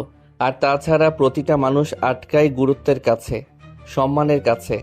আপনি যাকে এত ভালোবাসলেন সে আপনাকে সম্মান করলো না, অপমানের পাত্রী বানালো। আপনি এত ভালোবাসার পরও তো তার কাছে আটকালেন না, কিন্তু সে চাইতো আপনার শরীর আর টাকা। আপনার যদি তার সাথে বিয়ে হতো, তবে তাকে যদি বারণ করতেন কাছে যেন না আসে, সে এটা শুনতো না। যতই আপনার কষ্ট হোক, সব পুরুষ ভালো না, আবার সব নারীও একরকম না। সবার ভিতরে ভালো খারাপ দুটো বিষয় আছে, সেগুলো বুঝতে পারলেই জীবন সুন্দর। এই তুই জ্ঞান দিস কেন? হ্যাঁ, তোকে আমার ভালো লাগে না। সত্যি বলতে তোকে দেখলেই আমার বমি চলে আসে। আমি যে তোর বউ, গর্ব হয় না? অরিত্রীর কথা শুনে আরহান মুচকি হাসে, কিছু বলে না। অরিত্রী বুঝে গেছে আরহান তার কাছে আসবে না, কিন্তু আরহানকে সে মেনেও নিতে পারবে না। বড়লোক বাপের একমাত্র মেয়ে সে, কিভাবে পারবে গরিব কাজের ছেলেকে বর হিসেবে মেনে নিতে? অরিত্রী আরহানের দিকে তাকায়। আরহান টেবিলের নিচে টাকা আর স্বর্ণের চেনের দিকে তাকিয়ে থাকে। অরিত্রী মুচকি হাসে, ব্যাটার সৎ কাউকেই বোঝা যাবে। আরহান রোজ ভোরে বের হয়, কোথায় যায় কেউ জানে না। সকাল 9টার দিকে ঘুম ভেঙেছে অরিত্রীর। চোখ মেলতে দেখতে পায় রুমটা বেশ গোছালো আছে। সে টেবিলের নিচে তাকায়, সেখানে কোনো টাকা আর তার চেইন নেই। অরিত্রী প্রচন্ড রাগ হয়, আরহানকে চিৎকার করে ডাকে। আরহান দ্রুত রুমের ভিতরে আসলেও অরিত্রী আরহানকে গালি দিতে থাকে। আমার বাবা তোকে সৎ বলে না? তোর সততা আমার বোঝা হয়ে গেছে। হারামির বাচ্চা, চোর কোথাকার। আমার টেবিলের নিচে টাকা পড়েছিল। কত টাকা জানিস? 50,000 টাকা। 1 লাখ টাকার স্বর্ণের চেইন। কি ভেবেছিস সুযোগে হাতিয়ে নিবি? বাট এটা তোর গিফট। যা হারামি, চোর একটা। এরপর বাবা যদি তোকে কখনো সৎ বলে, আমি সেদিন সবার সামনে বলবো তুই কি করেছিস। বেরিয়ে যা রুম থেকে। ইচ্ছে তো করছে তোকে চট বসিয়ে দিই একটা, কিন্তু সেটা করব না আমি। তোকে ছোঁয়ার ইচ্ছে আমার নেই। আরহান রুম থেকে বেরিয়ে যায়। অরিত্রী ড্রেসিং টেবিলের কাছে আসলো। চিরুনি নিতে গিয়ে দেখতে পায় তার মেকআপ বক্সের পাশে সুন্দর করে টাকাগুলো ভাঁজ করে রাখা আছে, আর ফুলদানির উপরে চেনটা অনেক সুন্দর করে সাজিয়ে রাখা। অরিত্রী অবাক হয়, টাকাগুলো গুনতে থাকে অরিত্রী। পুরো টাকাটা একদম সঠিক আছে। অরিত্রী মনে মনে বলে, আমি টেবিলের দিকে তাকাতেই পারতাম। তাকে অপমান করলাম, করেছি, বেশ করেছি। ছোট লোকই থাকবে। আরহান বাহিরে আসে। গ্যারেজে আসলো সে। হামিদ চাচা গাড়ির কাজ করছে, তার পাশে এসে বসলো আরহান। কি রে, তোকে তো আজ কয়েকদিন খুঁজে পাচ্ছি না, থাকিস কোথায়? চাচা, আমার তো প্রমোশন হয়েছে। কিসের? আগে বাড়ির কাজ করতাম, এখন সেটার পাশাপাশি আমাদের বড় স্যারের মেয়ে অরিত্রী ম্যামের গাড়ির ড্রাইভিং করি। হায় রে, এভাবে কি চলবে? পড়াশোনা করলি একা একা, এখন বাড়ির কাজ করবি নাকি? সমস্যা নেই, পড়াশোনা নিয়ে কাউকে কিছু বলবেন না চাচা। গরিবদের এসব দিয়ে কি হবে? চাকরির জন্য ঘুষ লাগে চাচা। সিনথিয়া আসলো সেখানে, হাতে একটা প্যাকেট। গ্যারেজের পেছনেই মেহরাবের বানানো সব লোকেদের জন্য বাড়ি আছে, সেখানে হামিদ আর সিনথিয়া থাকে। সিনথিয়ার মা নেই, আরহানের মাকে সে মা বলে ডাকে। সিনথিয়া এসে তার বাবাকে খাবার দিয়ে আরহানকে বলে, ড্রাইভার হয়েছিস, কত বেতন দিবে রে? জানি না। একবার বেতন পেলে আমাকে কি দিবি বল? কি নিবি তুই? তুই যা ইচ্ছে দিবি। অরহান, আজকে ঘুরতে যাবি সামনে পার্কে? আচ্ছা। এই নে ধর, এটা তোর জন্য, ঘরে গিয়ে দেখবি। সিনথিয়া একটা প্যাকেট আরহানের হাতে ধরিয়ে দেয়। আরহান গ্যারেজ থেকে বের হয়। মেহরাব সাহেবের গাড়ির ড্রাইভার আছে গাড়ি নিতে। মেহরাব সাহেব বেরিয়ে যান। আরহান ভেতরে আসে। বাড়ির সব কাজিনেরা বসে আছে। অরিত্রি নেই। আরহান নিজের ঘরে আসতে যাবে তখনই ধূসর ডাক দেয়। ওই ছোট লোকের জাত, কাজের ছেলে, এদিকে আয়। আমার সাথে এইভাবে কথা বলছেন কেন? শালা, তোকে এখনো মারিনি, তাই তোর কপাল ভালো। আমি কি করলাম? আমার মানিব্যাগ কোথায়? Money bag? কিসের? ধূসর এসে আরহানের ঘাড়ে ঘুষি দেয়। বাড়ির সবাই তখন এসে জড়ো হয়েছে। আমিনা বেগম ধূসরকে বকা দেয়। অরিত্রি এসেও দাঁড়িয়েছে। ধূসর আরহানের গেঞ্জি ধরে টেনে সবার সামনে আনে চিৎকার করে বলে, আরামের বাচ্চা, বেজন্মার শালা, আমার মানিব্যাগ চুরি করেছে। বড় মা, আমার সাথে কালকে ওর ধাক্কা লাগে। তারপর থেকে আমি আমার মানিব্যাগ খুঁজে পাই না। অনেক জায়গাতে খুঁজেছিলাম, শেষে মনে পড়ে আরানের সাথে ধাক্কা লাগার কারণে আগ পর্যন্ত পকেটে ছিল। আমি শিওর আমার মানিব্যাগটা সে ছাড়া আর কেউ নেয়নি। ধূসর, তুই বেশি বেশি করছিস। আমরা ওরহানকে চিনি। বাড়িতে যা, দেখ কোথাও পড়েছে। আমার কথা বিশ্বাস হচ্ছে না? ওর হাতে কি দেখি। আরহানের হাত থেকে জলদি ধূসর প্যাকেটটা কেড়ে নেয়। তারপর সেটা টেনে ছিঁড়ে ফেলে। সেখান থেকে দামি একটা শার্ট বের হয়। ফ্লোরে পড়ে যায় সেটা। আরহান মেরুন কালারের শার্টের দিকে তাকিয়ে থাকে। সিনথিয়া তাকে দিয়েছে এটা। সিনথিয়া প্রায় সময়ই আরহানের ড্রেস গিফট করে।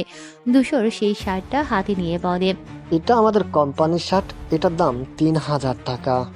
সে এত টাকা কোথায় পেল? তার আগের ডেসের থেকে এটা দামে। নিশ্চয় সে আমার টাকা দিয়ে এটা কিনেছে।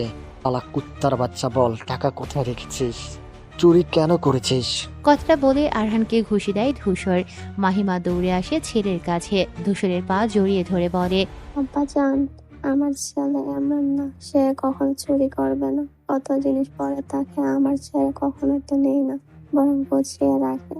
তাকে অপবাদ দিয়েন না স্যার, ও কখনো চুরি করবে না। সর বুড়ি সামনে থেকে। কথাটা বলেই ধূসর মাহিমাকে ধাক্কা দিয়ে সরিয়ে দেয়। আরহান এগিয়ে আসে, ধূসরের হাত ধরে, চোখের দিকে তাকায়। আরহানের চোখে তখন অন্যরকম ভাষা। ধূসরকে খুব আস্তে করে বলে, শোন, আমার সাথে যা ইচ্ছা কর, কিন্তু ভুলেও যদি আমার মা কষ্ট পায় বা আমার মাকে যদি মারিস, কসম আমি তোকে মেরে তোর লাশকে কত টুকরো করব সেটা তোর কল্পনারও বাহিরে। কি বললি? স্যার, দয়া করে আমার মাকে মারবেন না। আমার মায়ের কোনো দোষ নেই। আমি সত্যি বলছি, আপনার টাকার কথা আমি জানি না। আর এই শার্ট। তুই আমাকে আগে কি বললি? আরহান চোখ দুটো লাল করে তাকিয়ে মুচকি হাসল। তারপর ধূসর কিছু বলতে যাবে তখনই আমিনা বেগম বলে, ধূসর, ওরহানের ঘরে যা, দেখ খোঁজে। যদি তোর কথা মিথ্যে হয় তাহলে ওরহানকে দিয়ে তোকে মার খাওয়াবো, বলে দিলাম। আমিনা বেগমের কথা শুনে ধূসর সহ আরো কয়েকজন আরহানের ঘরে আসে। আরহানের ভয় হয় যদি সে খাটের নিচ দেখে। অরিত্রিও ভেতরে আসে। ধূসর সোজা আরহানের প্যান্টের দিকে যায়। খুঁজতে খুঁজতে সেই প্যান্টের পকেটে হাত দেয়, একটা মানিব্যাগ বের করে। আরহান সহ সবাই অবাক হয়। ধূসর বলে, এই যে আমার মানিব্যাগ, বলেছিলাম না সে আমার মানিব্যাগ হাতিয়েছে। আমার মানিব্যাগে 10,000 টাকা ছিল। শালা আমার মানিব্যাগ চুরি করে এখন সাধু ভাব ধরেছে। চল বাহিরে। ধূসর আরহানের জামা ধরে টেনে আনে। তাকে আবার মারতে যাবে তখনই অরিত্রি বলে, 1 মিনিট থাম, তোর মানিব্যাগটা দে আমায়। তুই কি করবি? দিতে বলেছি দে। ধূসর অরিত্রীকে মানিব্যাগ দেয়। অরিত্রী মানিব্যাগ খুললো। 10,000 টাকা বের করে সে। ধূসরকে বলে, তোর মানিব্যাগে কত ছিল? সত্যি না বলে ভাববো এটা তোর কাজ। 10,000 ছিল। ওরহান যদি 3000 টাকার শার্ট কেনে তোর বক্তব্য অনুসারে, তাহলে এখানে 7,000 টাকা থাকার কথা। খুচরা টাকা আছে, ভাড়ার জন্য লাগবে মার্কেটে যেতে, সেই খুচরা টাকাটাও আছে। তাহলে এইখানে কোনো টাকা তো খরচ হয়নি। আর বড় কথা হলো অরহানের ঘরেই যে মানিব্যাগ থাকবে, এটা তুই কিভাবে জানি? অরহানের পকেট চেক করিসনি কেন? আর ওর ঘরে গিয়ে প্যান্টগুলোই বা কেন চেক করলি? এর থেকে বোঝা যায় তুই এইসব একা নিজ থেকে করেছিস অরহানকে ফাঁসানোর জন্য। এর কারণ অরহানের সাথে আমার বিয়ে হয়েছে, সেটা তুই মেনে নিতে পারিসনি। মেনে তো আমিও নিইনি, কিন্তু তাই বলে পাবলিকলি তাকে সবকিছু বলবে এটা হবে না। সরি বল ধূসর, সত্যটা স্বীকার কর। কারণ আমি ভালো করেই জানি অরহান চুরি করেনি, করবে না ও। আমার টেবিলে 50,000 টাকা পড়েছিল, স্বর্ণের চেইন পড়েছিল, সে সেটা নেয়নি। আর তোর থেকে মাত্র 10,000 টাকা চুরি করবে? ওর বেতনই তো 20 থেকে 30,000 টাকা। কি ব্যাট করলি? 6 মারতে গিয়ে আউট হয়েছিস। ধূসর মাথা নিচু করে নিল। আরহান অবাক হয়ে তাকিয়ে থাকে অরিত্রীর দিকে। মাহিমা বেগম শার্ট হাতে নিয়ে বলে, কোথায় পেয়েছিস সেটা? সিনথিয়া দিয়েছিল। আজকে আমার জন্মদিন, তাই।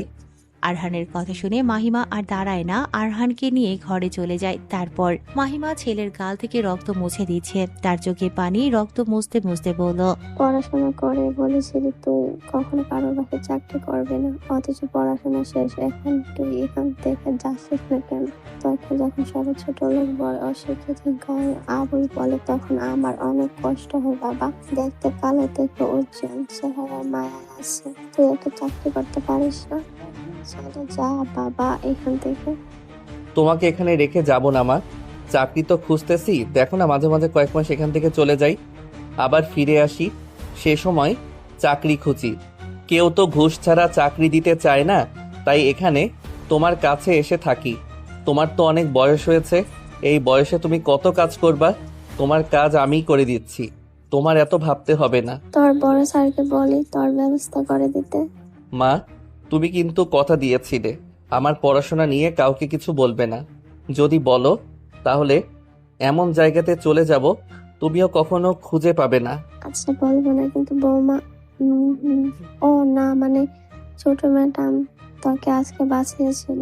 মেয়েটা যে দিয়ে রাগে, কিন্তু আগে কখনো কাজের লোকেদের সাথে খারাপ আচরণ করেনি। বিয়ের পর মাথাটা গেছে, কি আর করবে বল? কাজের ছেলের সাথে যে রাজকন্যার বিয়ে হয়, আর ছেলেটা তাদের মতো না, খারাপ লাগবে। মেয়েটার কথায় কষ্ট পাস না, বুঝছিস? আরহান কিছু বলে না, মায়ের কোলে মাথা রেখে শুয়ে থাকে। হঠাৎ আরেকটা কাজের লোক এসে দরজায় কড়া নাড়ে ওদের। মাহিমা বলে, কেন? আচ্ছা। আরহান উঠে দাঁড়ায়। মাহিমা আর সে একসাথে বের হয়। পায়েস রেঁধেছিল মাহিমা, সেটা একটুখানি নিয়ে সিনথিয়ার কাছে চলে যায়। আর আরহান আসে অরিত্রীর ঘরের সামনে। দরজায় কড়া নাড়ে আরহান। অরিত্রী ভেতর থেকে বলে, ভেতরে আয়। ম্যাম, ডেকেছেন আমাকে? অরিত্রী ঘুরে তাকায়। আরহানের চেহারাতে রক্ত জমে আছে, একটুখানি রক্ত লেগে আছে ঠোঁটের কোণে। অরিত্রী বলে, যখন তোকে মারছিল ধূসর, ওর গায়ে দুগা বসিয়ে দিসনি কেন? কি বলেন ম্যাম? আমি হলাম কাজের লোক, থাকতে দিয়েছেন, এটাই তো অনেক। মারামারি পারি না ম্যাম, ভয় করে। এত লুজার তুই, না পারিস পড়াশোনা, অশিক্ষিত একটা, না পারিস মারামারি, সবসময় পুঁটি মাছের মতো হয়ে থাকিস কেন? হ্যাঁ, জানিস তোকে দেখতে অতি জঘন্য লাগে আমার। তোকে আমার একটুও ভালো লাগে না, তবুও তোর সাথে আমার থাকতে হবে 1 বছর। কবে শেষ হবে এতটা সময়? আপনি চাইলে আরো আগে আমাকে ডিভোর্স দিতে পারেন। আমি তো খেল না, যখন যা ইচ্ছে তাই করা হবে, তাই না? তোকে দেখলেই আমার বিরক্ত লাগে। সমস্যা নেই ম্যাম, বিরক্তিকর আমি জানি। আমাকে এত অপমান করেন তবুও সহ্য করি, কারণ আপনারা মালিক পক্ষ। এত কিছু আমাদের বললেও কিছু হবে না, আমরা সব সহ্য করতে পারি। তোর সাথে কথা বললেও আমার রাগ লাগে, সব সময় একরকম হেয়ারস্টাইল। 25 সালে এসেও কেউ এখন মাঝখান দিয়ে সিটি কেটে স্টাইল করে? হ্যাঁ, মানে ছেলে ছোট থাকতে মা চুল আশ্রয় দিত, সেরকম স্টাইল এখনো রয়ে গেছে তোর। ঠিক মতো কথাও বলতে পারিস না কেন? বাবা তোর সাথে আমার বিয়ে দিল, রোজ কান্নার কারণ তুই আমার। আফসোসের কারণও হব ম্যাম একদিন। মানে? না মানে কিছু না। কেন ডেকেছিলেন ম্যাম? ও হ্যাঁ, এনে ধর, এখানে 10,000 টাকা আছে, ডক্টরের কাছে যাবি। অরিত্রী তার ভ্যান্ডি ব্যাগ থেকে 10,000 টাকার নোট বের করে আরহানের দিকে বাড়ায়। আরহান কিছু সময় টাকার দিকে তাকিয়ে থেকে বলে, ম্যাম তেমন কিছুই হয়নি, মাত্র 2টা ঘুষি, এর থেকেও ভারী না। মানে কাজ করি তো, এরকম শরীরে কিছু হবে না, টাকা লাগবে না, ঠিক হয়ে যাবে। ধর এটা, মনে কর এটা তোর জন্মদিনে গিফট। গিফট মানে উপহার। ধর, একটু কিছু তো পারিস না তুই? এই যুগের ছেলে হয়েও তোকে কখনো টাচ ফোন ইউজ করতে দেখলাম না। বাটন ফোন নিয়ে পড়ে আছিস সারাদিন, সেই বাটন ফোনে কি করিস তুই? টাকাটা ধর। উপহার? তাহলে ঠিক আছে, আমি উপহারগুলো গুছিয়ে রাখি, আর সারাদিন আমি ফোনে সাপ খেলা করি ম্যাম। সামনে থেকে যা, তোকে আমার সহ্য হচ্ছে না। আরহান টাকাটা নিয়ে দ্রুত রুম থেকে বের হয়ে যায়। অরিত্রী জানে কেন ধূসরের থেকে আরহানকে বাঁচালো, তবে যে ছেলে 50,000 টাকা হাতে পেয়েও নেয়নি, সে ছেলে সামান্য 10,000 টাকা চুরি করবে, এটা অরিত্রী মেনে নিতে পারেনি। অরিত্রীর ফোন বেজে ওঠে। ওর বেস্ট ফ্রেন্ড তিথি কল করেছে। রিসিভ করে অরিত্রী। কি রে দোস্ত, তোকে কবে থেকে কল করছি, আর তুই কি না ইগনোর করলি? তোর বিয়ের দাওয়াত ক্যান্সেল করলি, বিয়েটাও হলো না খবরে শুনলাম। তাহলে তোকে দেখছি না কেন? বিয়ে করিনি কারণ নিবিড়কে ভালোবাসতাম। আর নিবিড় হারামি তোর ফ্রড। ওর আসল সত্য জানতে পারি আমি। যাই হোক, কেমন আছিস? আজকে দেখা কর, তোর জন্য একটা নিউজ আছে, বিকালেই আসবি। অরিত্রী আরো কিছু সময় কথা বলে ফোন কেটে দেয়। আজকে বের হতে হবে তার। একই কোয়ালিটির সব ধরনের পোশাকের দাম কমিয়ে দিয়েছে এয়ার কোম্পানি। একদিনে মার্কেট ভ্যালু গিয়ে দাঁড়িয়েছে অনেক টাকা। আকাশ এখন বেশ লাভের মুখ দেখছে। আর মেহরাবের ফ্যাশন কোম্পানি এখন অনেকটা এক্সপেন্সিভ হয়ে গেছে। পণ্যের দাম আগের মতোই আছে, তবে স্টক বাজারে চাহিদা কমতে শুরু করে দেয়। স্যার, সব তো দেখছেন, কি করব বলুন? চিন্তা করো না, আমি জানি প্রোডাক্ট তৈরিতে কত খরচ। আমাদের যা খরচ হয় সবার বেতন আর সবকিছু মিলে প্রোডাক্ট ভ্যালু থেকে খুব অল্প লাভ করি। খুচরা মার্কেটে যদি আমাদের কোনো শার্ট বা 5 বা 10,000 টাকা সেল রেট থাকে, আমরা পাইকারি বাজারে সেগুলো 2,000 সেল করি। এক দর বাজার থেকে আমাদের এখন দর কষাকষি বাজার প্রোডাক্ট ছাড়তে হবে। তবে কোনো পণ্য যদি 10,000 বলে, সেটা দাম কমিয়ে 5,000 করলেও দোকানিদের লাভ, আমাদেরও লাভ থাকবে। কিন্তু যদি দাম কমিয়ে ছাড়ি তবে লস হবে। আকাশ সেই লস এখনো না বুঝলেও যখন নতুন প্রোডাক্ট তৈরি শুরু হবে তখন দেখবে লাভ বাড়াতে গিয়ে মান খারাপ করে দিচ্ছে। আমাদের মানের দিকে আরো নজর বাড়াতে হবে। মেহরাবের কথা শুনে নীরা স্বস্তি পায়। নীরা মেহরাবের অ্যাসিস্ট্যান্ট, আর মেহরাব সাহেব বিজনেসের ব্যাপারে অনেক সিরিয়াস। হাজার হাজার লোক তার কোম্পানিতে কাজ করে। প্রতি মাসে একবার করে সব শ্রমিকদের সাথে কথা বলে, তাদের সাথে বসে খাবার খায়, বন্ধুসুলভ কত আলোচনা করে, কারো পারিবারিক সমস্যাও সমাধান করে। আর এজন্যই কোম্পানিতে প্রতিটি শ্রমিক নিজেদের সবকিছু উজাড় করে দেয়। ওদিকে আকাশ আর সাব্বির বসে আছে। ড্যাড, জমে থাকা সব প্রোডাক্ট এখন সেল হয়ে যাচ্ছে, লাভ হচ্ছে অনেক, কিন্তু যদি আবার নতুন প্রোডাক্ট তৈরি করতে সমস্যাতে পড়ি তখন? শোন, প্রথমে মার্কেট অল্প টাকায় প্রোডাক্ট ভালো মানের দিতে হয়, তারপরে আস্তে আস্তে কোয়ালিটি খারাপ করলেও সমস্যা নেই। সবাই ভাববে আগের মতোই মাল ঠিক আছে, এসব নিয়ে তোর ভাবতে হবে না। কিন্তু যদি লসে পড়ি আর এর ভিতরে যদি মেহরাবের আবার নতুন কিছু করে, তখন আমরা পথে বসে যাব। এটা সে পারবে, হুমকির কার্ড তো আছেই। তার মেহেরাব বড় কিছু করতে পেরে গেলে বুঝবে সে দুর্বল কোথায়। আর যদি বেশি কিছু করে তবে আমাদের কোনো লোক ওর কোম্পানিতে ঢুকিয়ে দেব, তারপর ওর প্রোডাক্টের আগুন লাগিয়ে দেব, কি বলো? হ্যাঁ, এটা ভালো প্ল্যান। তারপর শ্রমিকে মেরে ফেলবো, কোনো প্রমাণ রাখবো না। ওর কোম্পানি যখন লসে পড়বে তখন আমরা সেটা কিনে নেব। তাহলে এখনই ওর কোম্পানিতে আমাদের কয়েকজনকে ঢুকিয়ে দেওয়ার ব্যবস্থা করি। সাব্বির কথাটা বলে বেরিয়ে পড়ে। মেহরাব সাহেবের জন্য খারাপ কিছু অপেক্ষা করছে।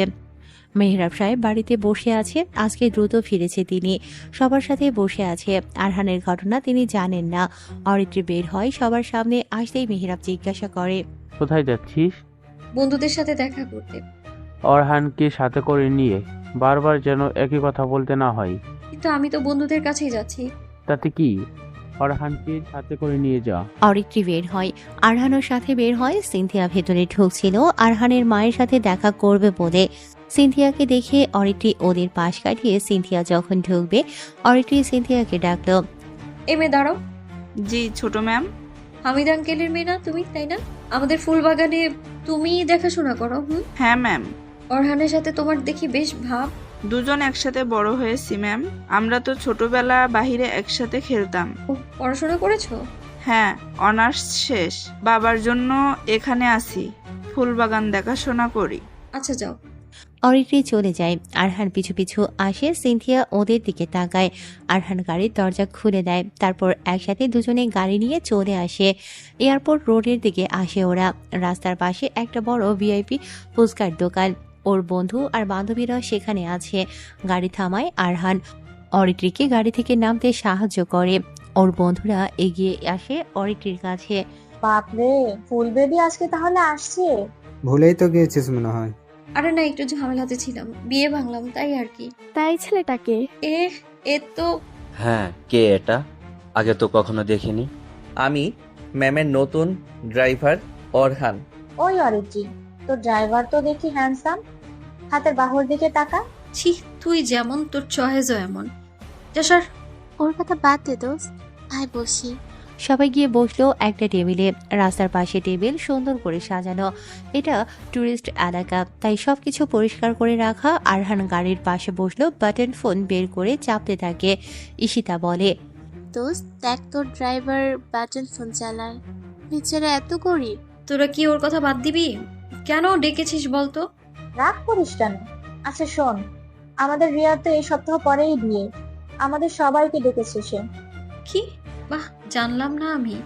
বাবা হঠাৎ ঠিক করেছে গ্রামের বাড়িতে বিয়ে হবে, তোদের সবাইকে এজন্য ডেকেছি। বিয়ে এখনো 15 দিন বাকি। তোদেরকে ডেকেছি কেন? সেটা হলো তোদের সবাইকে এক সপ্তাহ বাকি থাকতে আমার বিয়েতে যেতে হবে। পরশু বাবা আসবে ঢাকা থেকে, বিয়ের সব শপিং শেষ করে এ সপ্তাহে আমি চলে যাব। তোরা 8 দিন বাকি থাকতে আসবি, গ্রামে চলে আসবি। আমও বিয়ের জন্য মনে থাকে। অরিতি তুই যেন মিস করিস না, তোকে তো ফোন করে পাই না। আচ্ছা ঠিক আছে, আসবো। এখন চল কিছু খাই। সবাই একসাথে খেতে ব্যস্ত। খাওয়া শেষ করে সবাই ঈশিতা একটু দূরে আসে। সবাই যে যার মতো জায়গায় ঘুরে দেখছে। তিথিকে নিবিড়ের বিষয়ে সবকিছু বলেছে অরিত্রী। ওরা 3 জন গল্প করছে। ঈশিতা দূরে গিয়ে ওর বাবার সাথে কথা বলছে। কথা শেষ হতেই ঘুরতে দেখে ইরফান দাঁড়িয়ে। কি হলো, পিছনে কখন আসলি? মাত্র এসেছি। কিছু বলবি? ইসি, একটা কথা বলবো ভাবছিলাম। আসলে আমরা তো ভালো বন্ধু, তাই না? হ্যাঁ, তাই কি? তোকে আমি অনেক ভালোবাসি ইসি, বিশ্বাস কর। তোর ছাড়া আমার কোনো মেয়েকে ভালো লাগে না। কি বলছিস? কেউ জানে এসব? না। আচ্ছা ভেবে দেখি। এখন এসব নিয়ে কথা না বলাই ভালো। রাজি হবি তো? দেখা যাবে। ঈশিতা চলে যায় সেখান থেকে। ঈশিতা বিশ্বাস করতে পারছে না ইরফান তাকে প্রপোজ করবে, কিন্তু ইরফান তাকে সত্যি ভালোবাসে কিনা সেটা আগে বুঝবে, তারপর না হয় সেটা গ্রহণ করবে। এজন্য ঈশিতা এখন কিছুই বলেনি। ঈশিতা তার বন্ধুদের কাছে আসলো। তিথি উঠে দাঁড়ায়, হাঁটতে হাঁটতে আরহানের কাছে আসে। Hello mister Arhan, what are you doing? বুঝতে পারছি না। তুমি ইংরেজি জানো না? না, গ্রামে থাকতাম তো, পড়াশোনা করা হয়নি, তবে ভালো গাড়ি চালাতে পারি। ও, সমস্যা নেই। বললাম কি করছো? কিছু না ম্যাম। আমি কোনো ম্যাম না। তোমার বাহু দেখলাম তখন, বেশ ভারী। তুমি কি জিম করো? তোমাকে দেখলে মনে হয় জিম মানে ব্যায়াম করো রোজ। না না ম্যাম, আমি কোনো ব্যায়াম করি না। আসলে ভারী চাকা ওঠানো নামানো করি, কখনো কখনো স্যারদের ব্যাগ টানি, হয়তো এই জন্য এমন।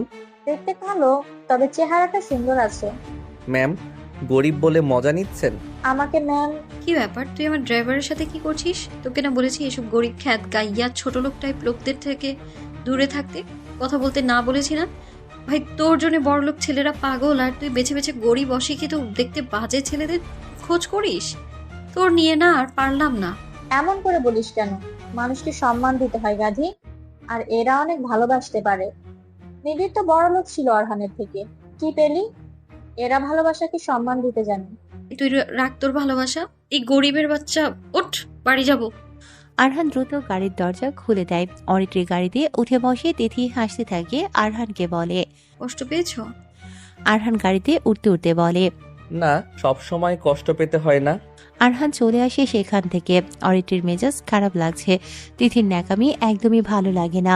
তবু একসাথে পড়তে পড়তে ওদের বন্ধুত্ব হয়ে গেছে। এখন তিথি অরিত্রীর এতটা কাছে যে সে তিথিকে ছাড়া কাউকে সেভাবে কাছের ভাবতে পারে না। অরিত্রী ভাবতে থাকে গ্রামের কথা। সে কখনো গ্রামে যায়নি। গ্রামের বিয়ে কেমন হবে? বিয়েটা কি শহরের মতো হবে? গ্রাম দেখতে কেমন? অরিত্রী চোখ বন্ধ করে গ্রামের দৃশ্য সাজাতে থাকে। গ্রামে যাওয়ার জন্য সে অনেক এক্সাইটেড হয়ে পড়ে। মাকে গিয়ে সে সবকিছু বলবে। গ্রামে যাওয়ার সব ধরনের প্রস্তুতি নেবে সে। তারপর মেহরাব সাহেবের কোম্পানিতে নতুন দর্শন শ্রমিক নেওয়া হয়েছে। এমফিশন কোম্পানির একজন ডিরেক্টর যে সাব্বিরের থেকে লাখ লাখ টাকা নিয়েছে এই দর্শন শ্রমিককে কাজে ঢোকানোর জন্য। তারা কাজে ঢুকে ম্যানেজারের দৃষ্টি আকর্ষণের জন্য সব রকম কাজে সবার আগে এগিয়ে আসে। সবার সাথে ভালো ব্যবহার শুরু করে দেয়। কিন্তু ওরা এসেছে নতুন একটি মাইন্ড গেম খেলতে। তিথি বাড়িতে এসেছে তার মাকে রিয়ার বিয়ের বিষয়ে সবটা বলে। তিথির মা মার্জিদা বেগম বলে, একা কোথায়? অরিত্রীরা আছে তো? হ্যাঁ, কিন্তু সেখানে যেতে হলে তোমার মামাতো ভাই মিহানকে নিয়ে যেতে হবে। তুমি তো জানোই তোমার বাবার দেশে বাহিরে, কিছু হলে কে দেখবে? এজন্য মিহানকে তোমার সাথে পাঠাবো। ওহ আম্মু, তুমি না সব সময় এমন করো, ভালো লাগে না। মেহান ভাই কেন আমার সাথে যাবে? আমরা তো সবাই ফ্রেন্ডস সেখানে, এটা ভালো লাগে না। তাহলে তোমার যাওয়া হবে না। ভাল লাগে না আম্মু। ঠিক আছে, যাবে, তবে আমরা তো সবাই অডিটির গাড়িতে যাব। মেহান যেন আমাদের সাথে না আসে, সে বাসে করে যাবে। ঠিকানা দিয়ে দিবা। আচ্ছা, তবুও সে তোর সাথে থাকবে, এটাই অনেক। তাই কোনো চিন্তা নেই। তিথি আর কিছু বলে না, রুমে চলে এসে বন্ধুদের গ্রুপে আসে মেসেজ করে বলে, গাইস, আমি রেডি রিয়ার বিয়েতে যেতে, কিন্তু সাথে মামাতো ভাই মিহান আসবে। কেমন লাগবে বল? বন্ধুদের ভিতরে একটা আহাম্মক ঢুকবে। মা এছাড়া রাজিই হচ্ছিল না। সাথে সাথে ঈশিতা রিপ্লাই দেয়, দোস্ত, আমার কোনো সমস্যা নেই, আমার ফ্যামিলি রাজি। গ্রামের বিয়ে কখনো দেখি। অরিত্রা চুপচাপ সবার মেসেজ দেখছে। সবাই বিয়ে নিয়ে কত এক্সাইটেড, রিয়াও তার বিয়ে নিয়ে অনেক খুশি। কেউ জানে না তার সাথে সবার কাছে পরিচয় করিয়ে দেওয়া ড্রাইভার ছেলেটি তারপর। সবাই জানতে পারলে হাসবে। অরিত্রি হাসির পাত্রী হতে পারবে না, কারণ সবসময় অরিত্রি নিজেকে নিয়ে গর্ব করেছে। তার সুন্দর চেহারা, সুন্দর হাসি, টাকার গরম সবকিছু নিয়ে অরিত্রি সবার থেকে নিজেকে বেস্ট মনে করেছে। আর তারই হাজব্যান্ড কিনা একজন অশিক্ষিত খ্যাত, কালো দেখতে কাজের ছেলে। অরিত্রি নীরবে কাছে আমেনা বেগম আসে। কি হলো, কাঁদছিস কেন? মানে কেন করলে আমার সাথে এমনটা তোমরা? আমার জীবনটা আমার উপরে ছেড়ে দিতে, দেখতে কালো কাজের ছেলে, এর সাথে আমার বিয়ে কিভাবে দিলে? না পারি কারো সামনে তাকে পরিচয় করিয়ে দিতে, না পারি শান্তি মতো থাকতে।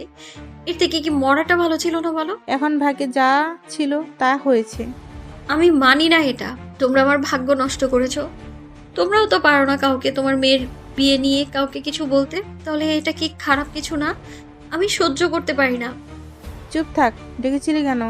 রিয়ার বিয়ে, গ্রামের বাড়িতে বিয়ে হবে। তোমাদেরকেও যেতে বলেছে, কিন্তু আমাদের সবাইকে ওর বিয়ের 1 সপ্তাহ আগে যেতে হবে। তোমায় জানিয়ে রাখলাম, বাবাকে বলো। আচ্ছা ঠিক আছে। আমেনা বেগম চলে যায় অরিত্রির রুম থেকে। অরিত্রি বালিশে মুখ গুজে কাঁদতে থাকে। আরহান আর সিনথিয়া দাঁড়িয়ে আছে রাস্তা পার হবার জন্য। সিনথিয়া আজকে শাড়ি পরেছে, আরহান একটা টি শার্ট পরেছে। সবসময় টি শার্ট পরে আরহান। সিনথিয়া আরহানের হাত ধরেছে, আরহানকে বলে, তোকে যে শার্টটা দিলাম সেটা পরলি না কেন? ওটা অন্যদিন পরবো।